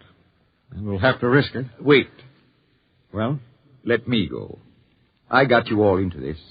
But how will you talk? Benny here can give me enough of the code so I can ask the big question. You understand that they might just decide to cut your throat? I'm fully aware of the risk. All right, Doctor. You go ahead. We'll wait at the foot of the cliff. If you aren't back down in 3 hours, we'll come up after you. What about the Gimpo here? We'll hold him as a hostage to ensure the doctor's safety. If the doc comes back, all right, we'll let him go. If not, well, that's your job, Brady. A pleasure.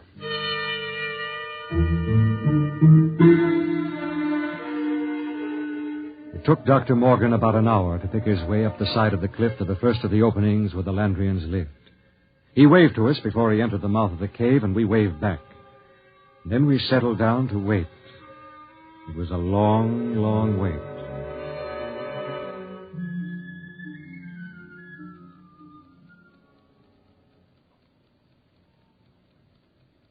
Eight o'clock.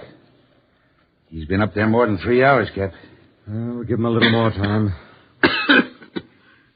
It's getting colder. Let's keep that fire going. How much longer are you going to wait, Cap? Oh, we've got lots of time. You'd think we'd have heard of something by now if they was going to knock him off, I mean. No, not necessarily. Wait. Look, up on the cliff. That's him, all right. Hey, what's he running for? I don't know. He looks scared. That crazy fool, if he don't look out... Doctor! Dr. Morgan, look out! Look out!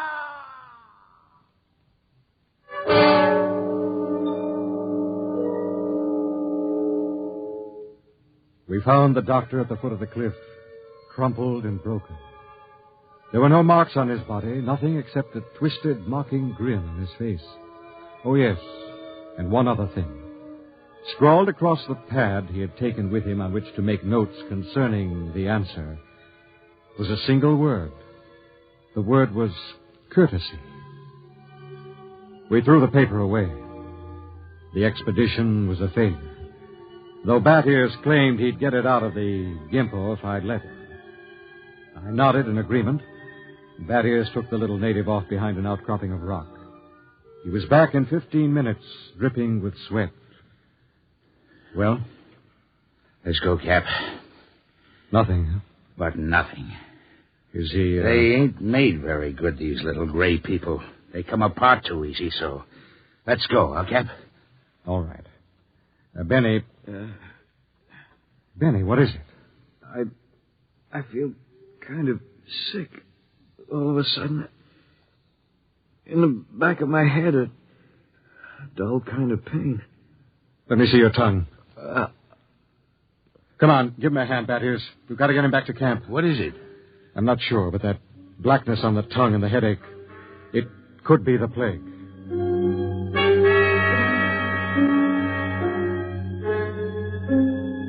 By the time we got Benny Faulkner back to camp, he had the red spots on his body, and then the fever began to rage. It was the plague, no mistake about it. Before morning, Collins, the supply sergeant, had it. Then it was Peabody. After that, the men went down like 10 pins. Then one morning, Bat Ears Brady dragged himself into my tent and sat down. The lines in his face told me the end was coming pretty fast. Sit down, Brady.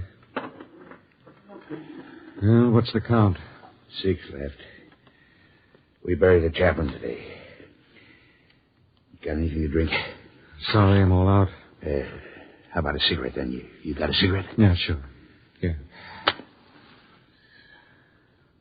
How's Faulkner? I don't get it. He's still alive. Still alive? Yep. In fact, he's getting better. He's sitting up.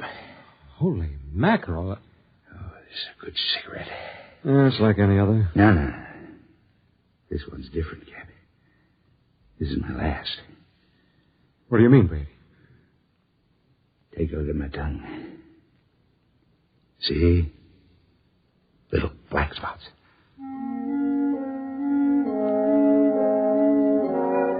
Somehow I managed to get him into bed. He was already raving when I gave him the last of the morphine. It was incredible. Big, brawling, bat ears Brady, a tower of strength, lying sick and whimpering on a cot. When he died, I went out on the moors to think. The sun was a dull red glow. Cold breeze whipped up. But somehow I couldn't forget Faulkner. Why should Faulkner recover from a plague from which no man has ever recovered? Surely there must be a reason. Nothing happened without a reason. I turned and went back to see Benny Faulkner. Hello, Captain. Hello, Benny. How are you? Pretty good. I got up and walked a couple of steps today. How goes it? Brady's gone. Oh. I just buried him.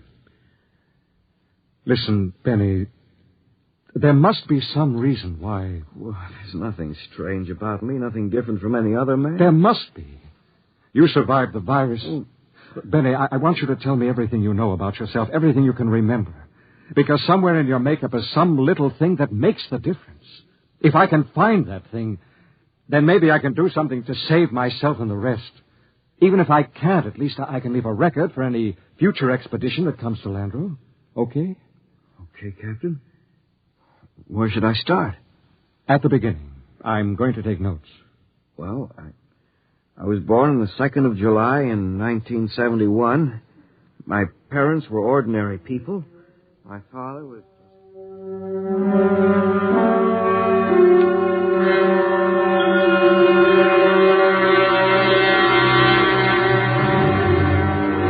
Look, Captain, I've told you everything I can remember. 3 days now you've gone over me, pawed me, questioned me.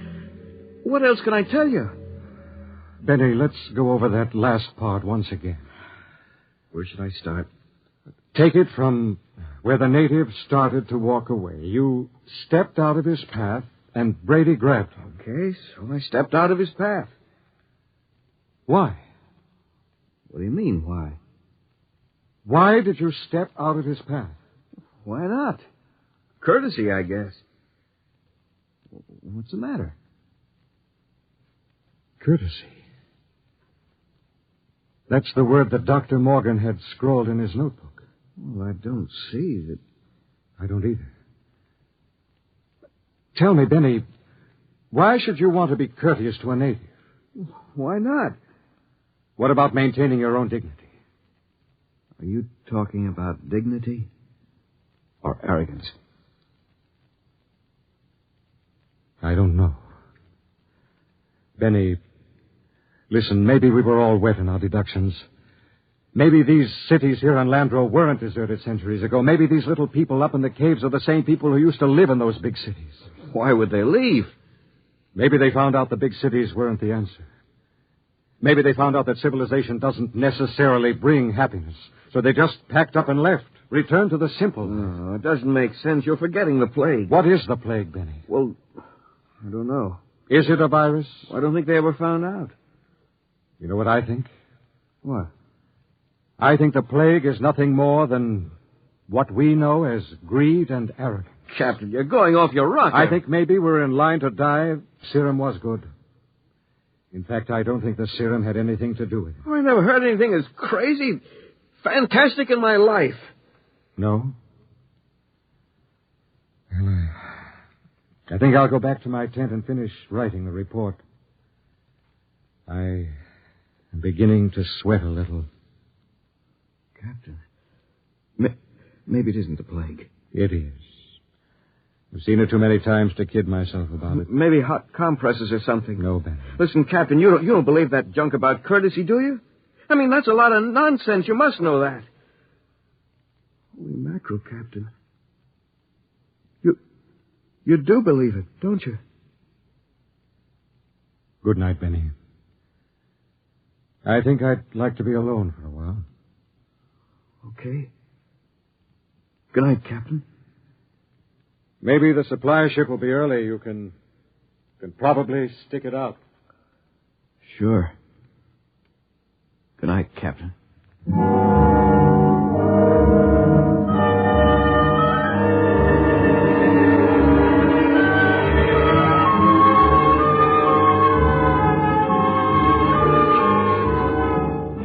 And this concludes my report. I'm turning it over to Benny Faulkner in the hopes that he will be able to transmit it to any other expedition commander who contemplates exploring the planet of Landro. The fever is beginning to mount now. My hands tremble as I write. The end should not be far off. There's little question in my mind as to what it'll be. You see, I didn't have a chance. I stepped out of no paths. I showed no courtesy.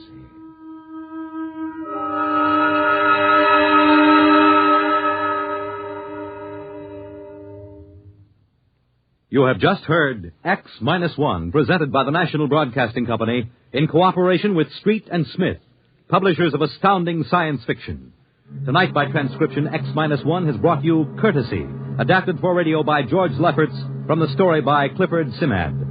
Featured in the cast were Brett Morrison as Captain Ira Warren, Arnold Robertson as Battiers Brady, Edwin Jerome as Dr. Morgan, and Bill Griffiths as Benny Faulkner. Your announcer, Fred Collins. X-1 was directed by Ken McGregor and is an NBC Radio Network production.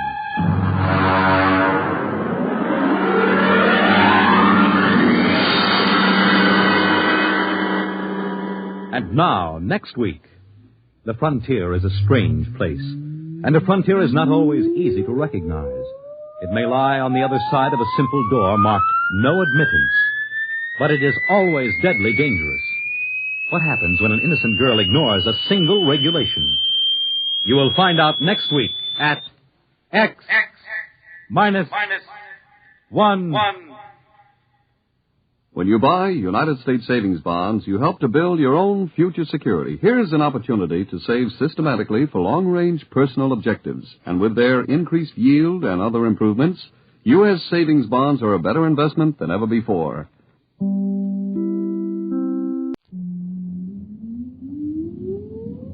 Countdown for blast off. X-5, 4, 3, 2, X-1, fire.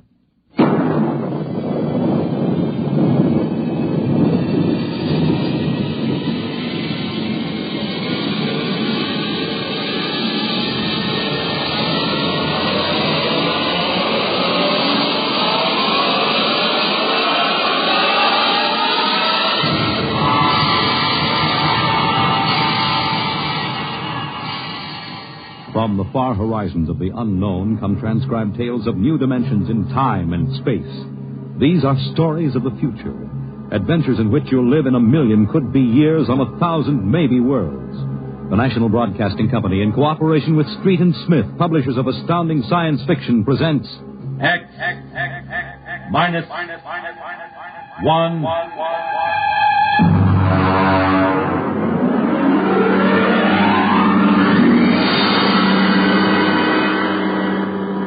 Tonight's story, Cold Equations.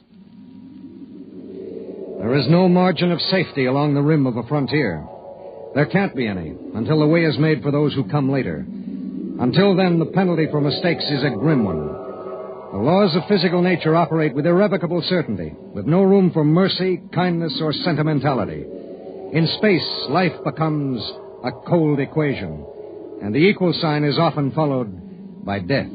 I know. I'm the pilot of an EDS.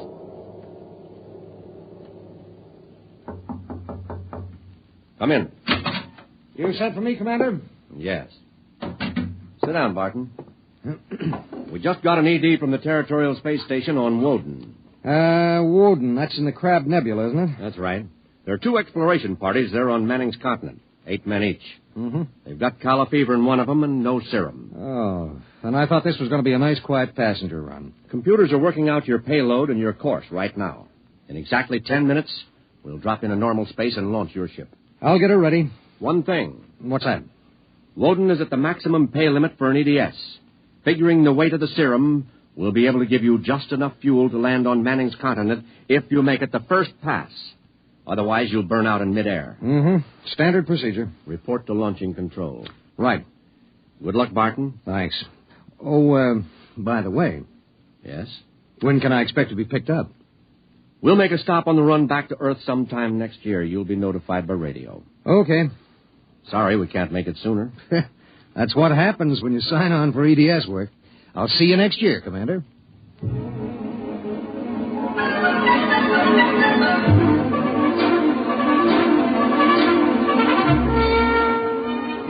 Down in the belly of the Stardust, the crew was working like beavers to get the EDS, the emergency dispatch ship, ready. Mechanics and technicians were swarming all over the place. Girls in inspectors' uniforms were checking the gauges in the supply cabinet. 9 minutes later, the exact course was in the computer. The serum was stowed in my supply cabinet closet, and little EDS 4G3 was ready to be born into space.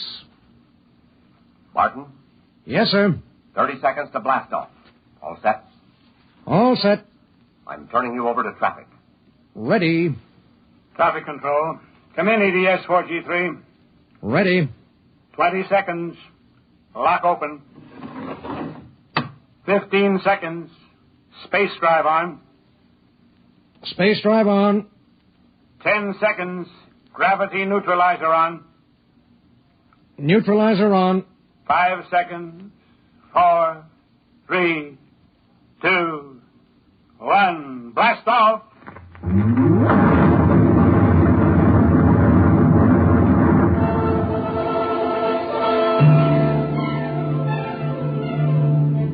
I don't remember how long it was afterwards that I first noticed something wrong. Maybe an hour, maybe 2. There was nothing to show it except the needle and the heat gauge. It was on 0 when we left the Stardust, and now I noticed that it had crept up toward the 30 mark. That meant something inside the ship was radiating heat. That something was in the supply closet, and it was alive.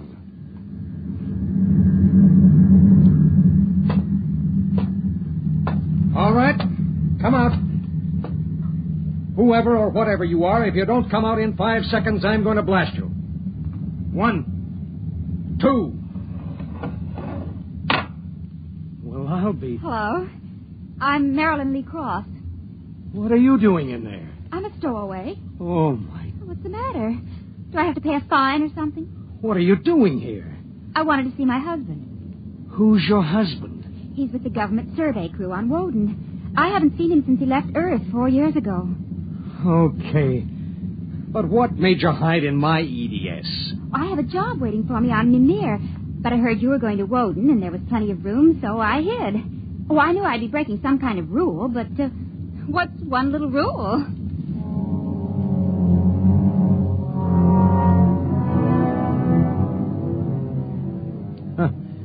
What's one little rule?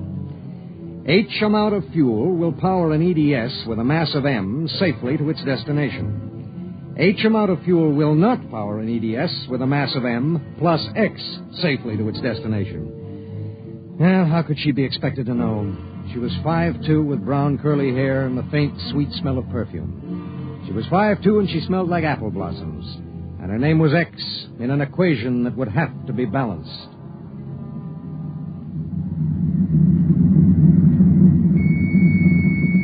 Stardust. Come in, EDS. Come in. This is Barton, emergency dispatch pilot 4G3. Go ahead. Give me Commander Delhart. What's the message, EDS? I have to consult Commander Delhart. The commander is busy. Listen, you squirt. Give me Commander Delhart. 1 moment, 4G3. Commander Delhart. Emergency message from ETS 4G3. This is Delhart. What is it? At 0800 hours, I discovered a stowaway aboard my ship. Stowaway? Yes, sir. Well, have you notified ship's records? Not yet, sir. You know the regulations as well as I do. Of course I know the regulations. That's why I'm calling. Martin, what's going on? Sir, this is a girl. A young woman. Oh. She wanted to see her husband on Woden. She didn't know what she was doing. I see. I wondered, sir, maybe the cruiser could change course or something? I'm afraid not. We're hundreds of light years apart now. We have a limited fuel supply ourselves, with 900 passengers. Is there any chance? No. Okay, Skipper. Better get the information to ship's records. Okay. Martin. Skipper? I'm sorry. Yeah, sure.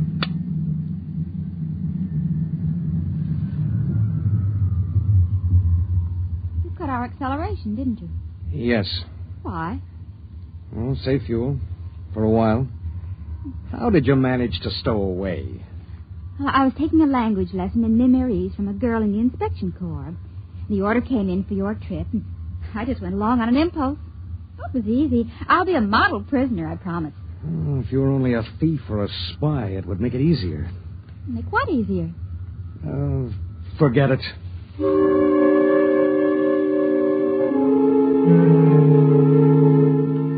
Why couldn't she have been somebody with some ulterior motive, a fugitive, hoping to lose himself in a raw new world, a crackpot with a mission? Why did she have to be a woman? A beautiful, kind, trusting woman.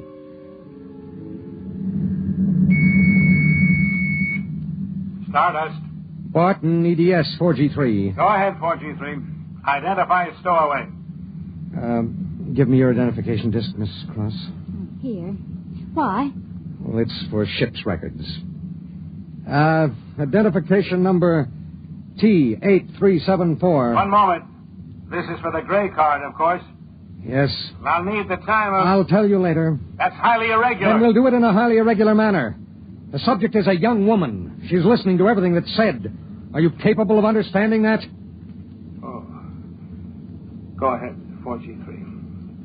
Number T8374-Y54. Name, Marilyn Lee Cross. Female, married.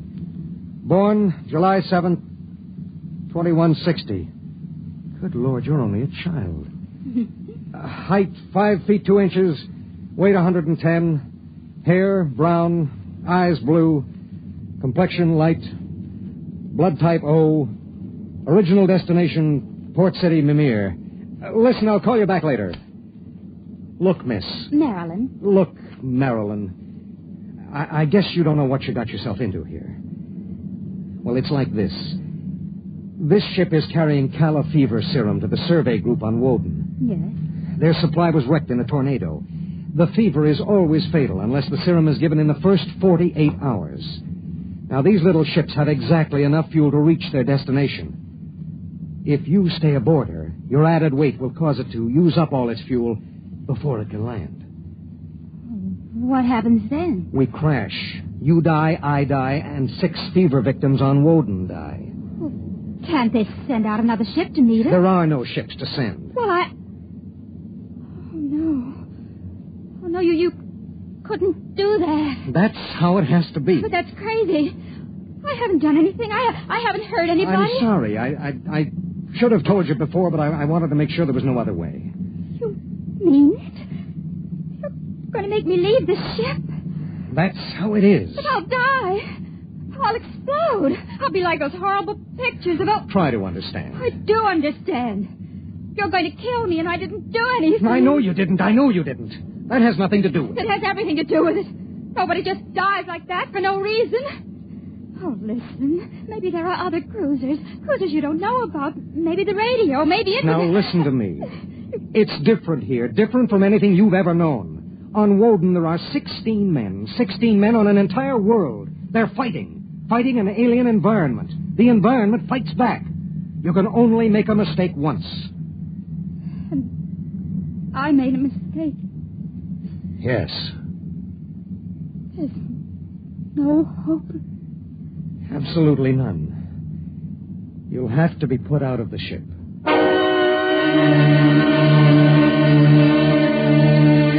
It was better so. With the going of all hope would go the fear. Then would come the resignation. She needed time, and there was so little. EDS. Starship to EDS. Need pertinent data. All right, Starship. When do you expect to complete your report? I need a computer check. I'll give you statistics. Statistics. This is EDS 4G3. I'm intersecting course vector 7.3 at 0831. Deceleration 1750, weight 1 ton. I would like to stay at point 10 as long as the computers allow.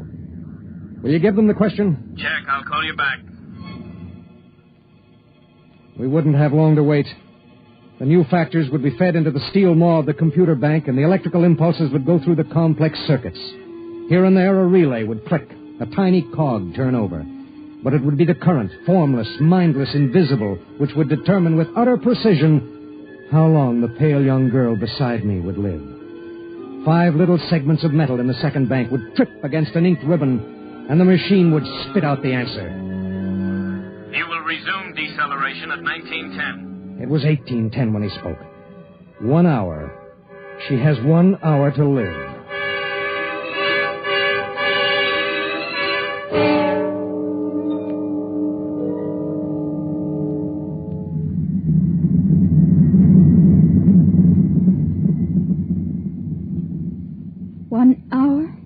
That's it. All I did was hide in a closet. And now you tell me I have to die. I don't believe it. You might as well get used to it. If this happened back on Earth, 1,000 ships would fill the sky. The whole world would know about it. They'd do everything to save me. This isn't Earth. It was such a big dream. Jerry and I separated almost 5 years ago. We were too young. And I was going to see him to try to make everything all right again. Are you married? I was. Oh? She ran off with some guy in the weather service. Do you still think about it? I don't let myself. Where is she? Back on Earth. Look, if you don't mind, I'd just as soon talk about something else. Okay. What do you do when you've got an hour to live? What do you talk about? What's Jerry like? Jerry? Oh, he's a funny guy. When he found out, I mean about the other fella, he didn't get mad. He cried. That was all he felt, sadness. So you walked all over him? Well, I thought I wanted him to get mad at me, to be jealous. And now? I've been thinking about him for 5 years. So when I heard the ship was bound for Woden and I knew Jerry was there, I stowed away. I didn't know about the fuel. I didn't know this would happen to me. She had violated a man-made law that said keep out. The penalty was not of man's making or desire. It was not a penalty men could revoke. H amount of fuel will power an EDS with a mass of M's safely to its destination. The time was 1830. 40 minutes. It was beginning to get me. A space frontier is a rough place, and I'd seen 100 men die since I left Earth. But this was different. I watched her as she wrote a message to her folks. I watched her as she fought her way through the black horror of fear toward the calm gray of acceptance. And then there it was on the view screen. The planet Woden. A red ball enshrouded in the blue haze of its atmosphere, swimming in space against the background of star-sprinkled blackness. The chronometer on the instrument panel said 1845.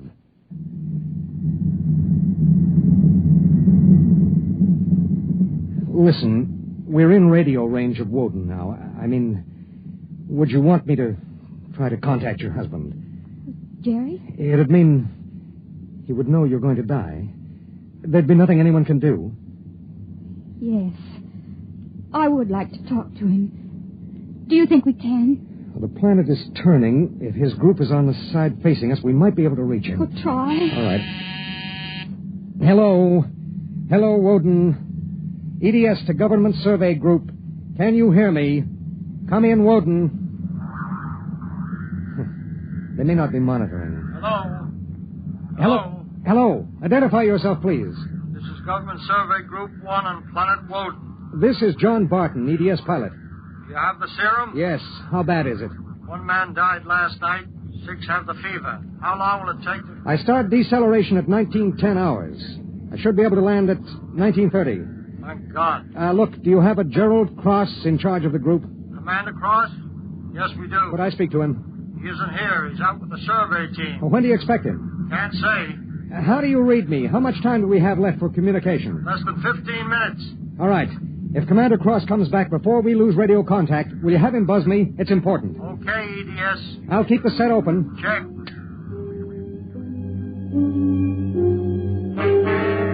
The minutes passed like small bits of eternity.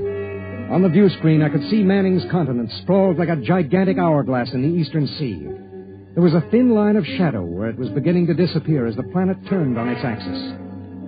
I looked at the pale woman next to me, and I thought of another woman long ago who'd sat next to me and cried because I wouldn't try to understand. What had she written in those letters back home? What would they think of the faceless, unknown pilot who'd sent her to her death? What would I think of myself alone nights, reliving this voyage?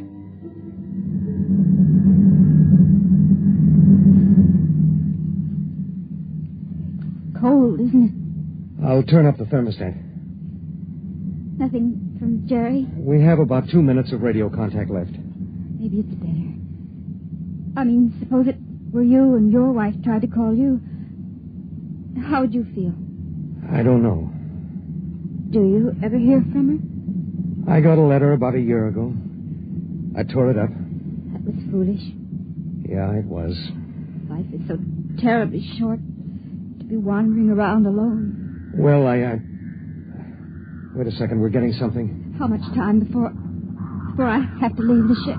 About 10 minutes. Hello, EDS. Hello, EDS. Come in. Come in. EDS. This is Woden. I have Commander Cross. All right, go ahead. Hello. This is Commander Cross. Jerry Cross? Yes. I have someone for you. Go ahead. Hello. Jerry? Hello? Jerry? Who is it? It's me, Marilyn. Marilyn. I wanted to see you again. I stowed away on the EDS. You what? What, Marilyn? It doesn't matter, Jerry. All that matters is that I can tell you all the things I've kept inside for so long. Jerry, I want you to know I've never forgotten.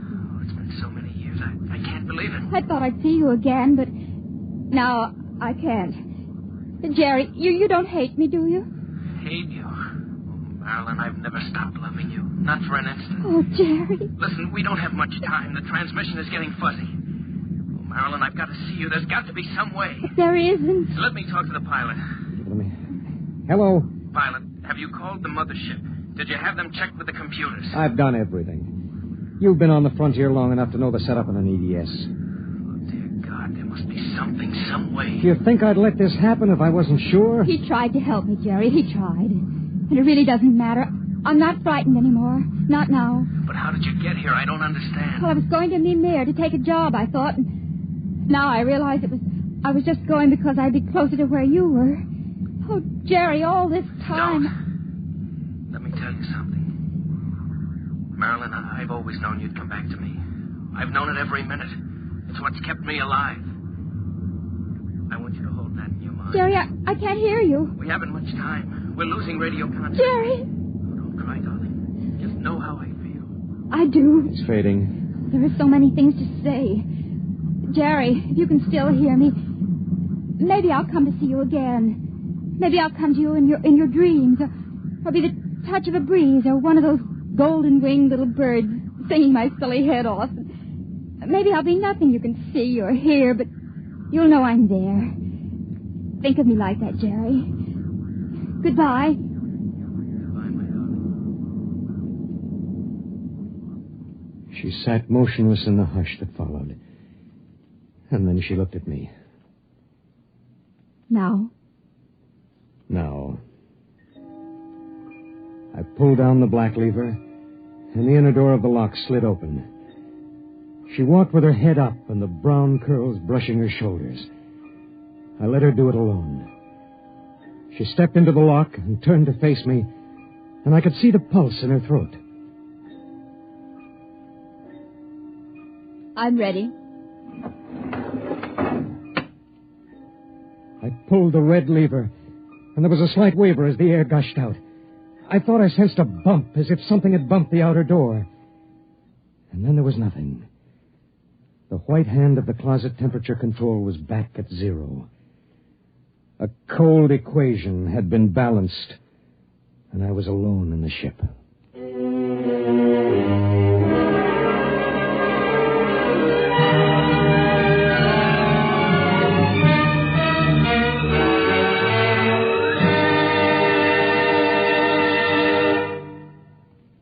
You have just heard X-1, presented by the National Broadcasting Company in cooperation with Street & Smith, publishers of astounding science fiction. Tonight, by transcription, X-1 has brought you Cold Equations, written by Tom Godwin and adapted for radio by George Lefferts. Featured in the cast were Court Benson as Barton, Jay Meredith as Marilyn, Milo Bolton as Commander Delhart, Bob Hastings as Jerry Cross, Jack Arthur as Traffic Control Officer, and Walter Kinsella as the Woden Monitor. Your announcer, Bill Rippey. X-1 was directed by Ken McGregor and is an NBC Radio Network production.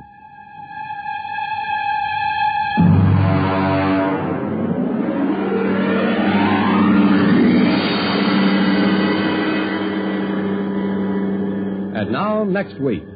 In the days of the Windjammers, whalers sometimes went on cruises that lasted as long as 2 years, and so sometimes they had to resort to rough methods to gather a crew. But what of the future, when a cruise to a distant star may last for 15 years or more? We hear of such a voyage next week on X-1.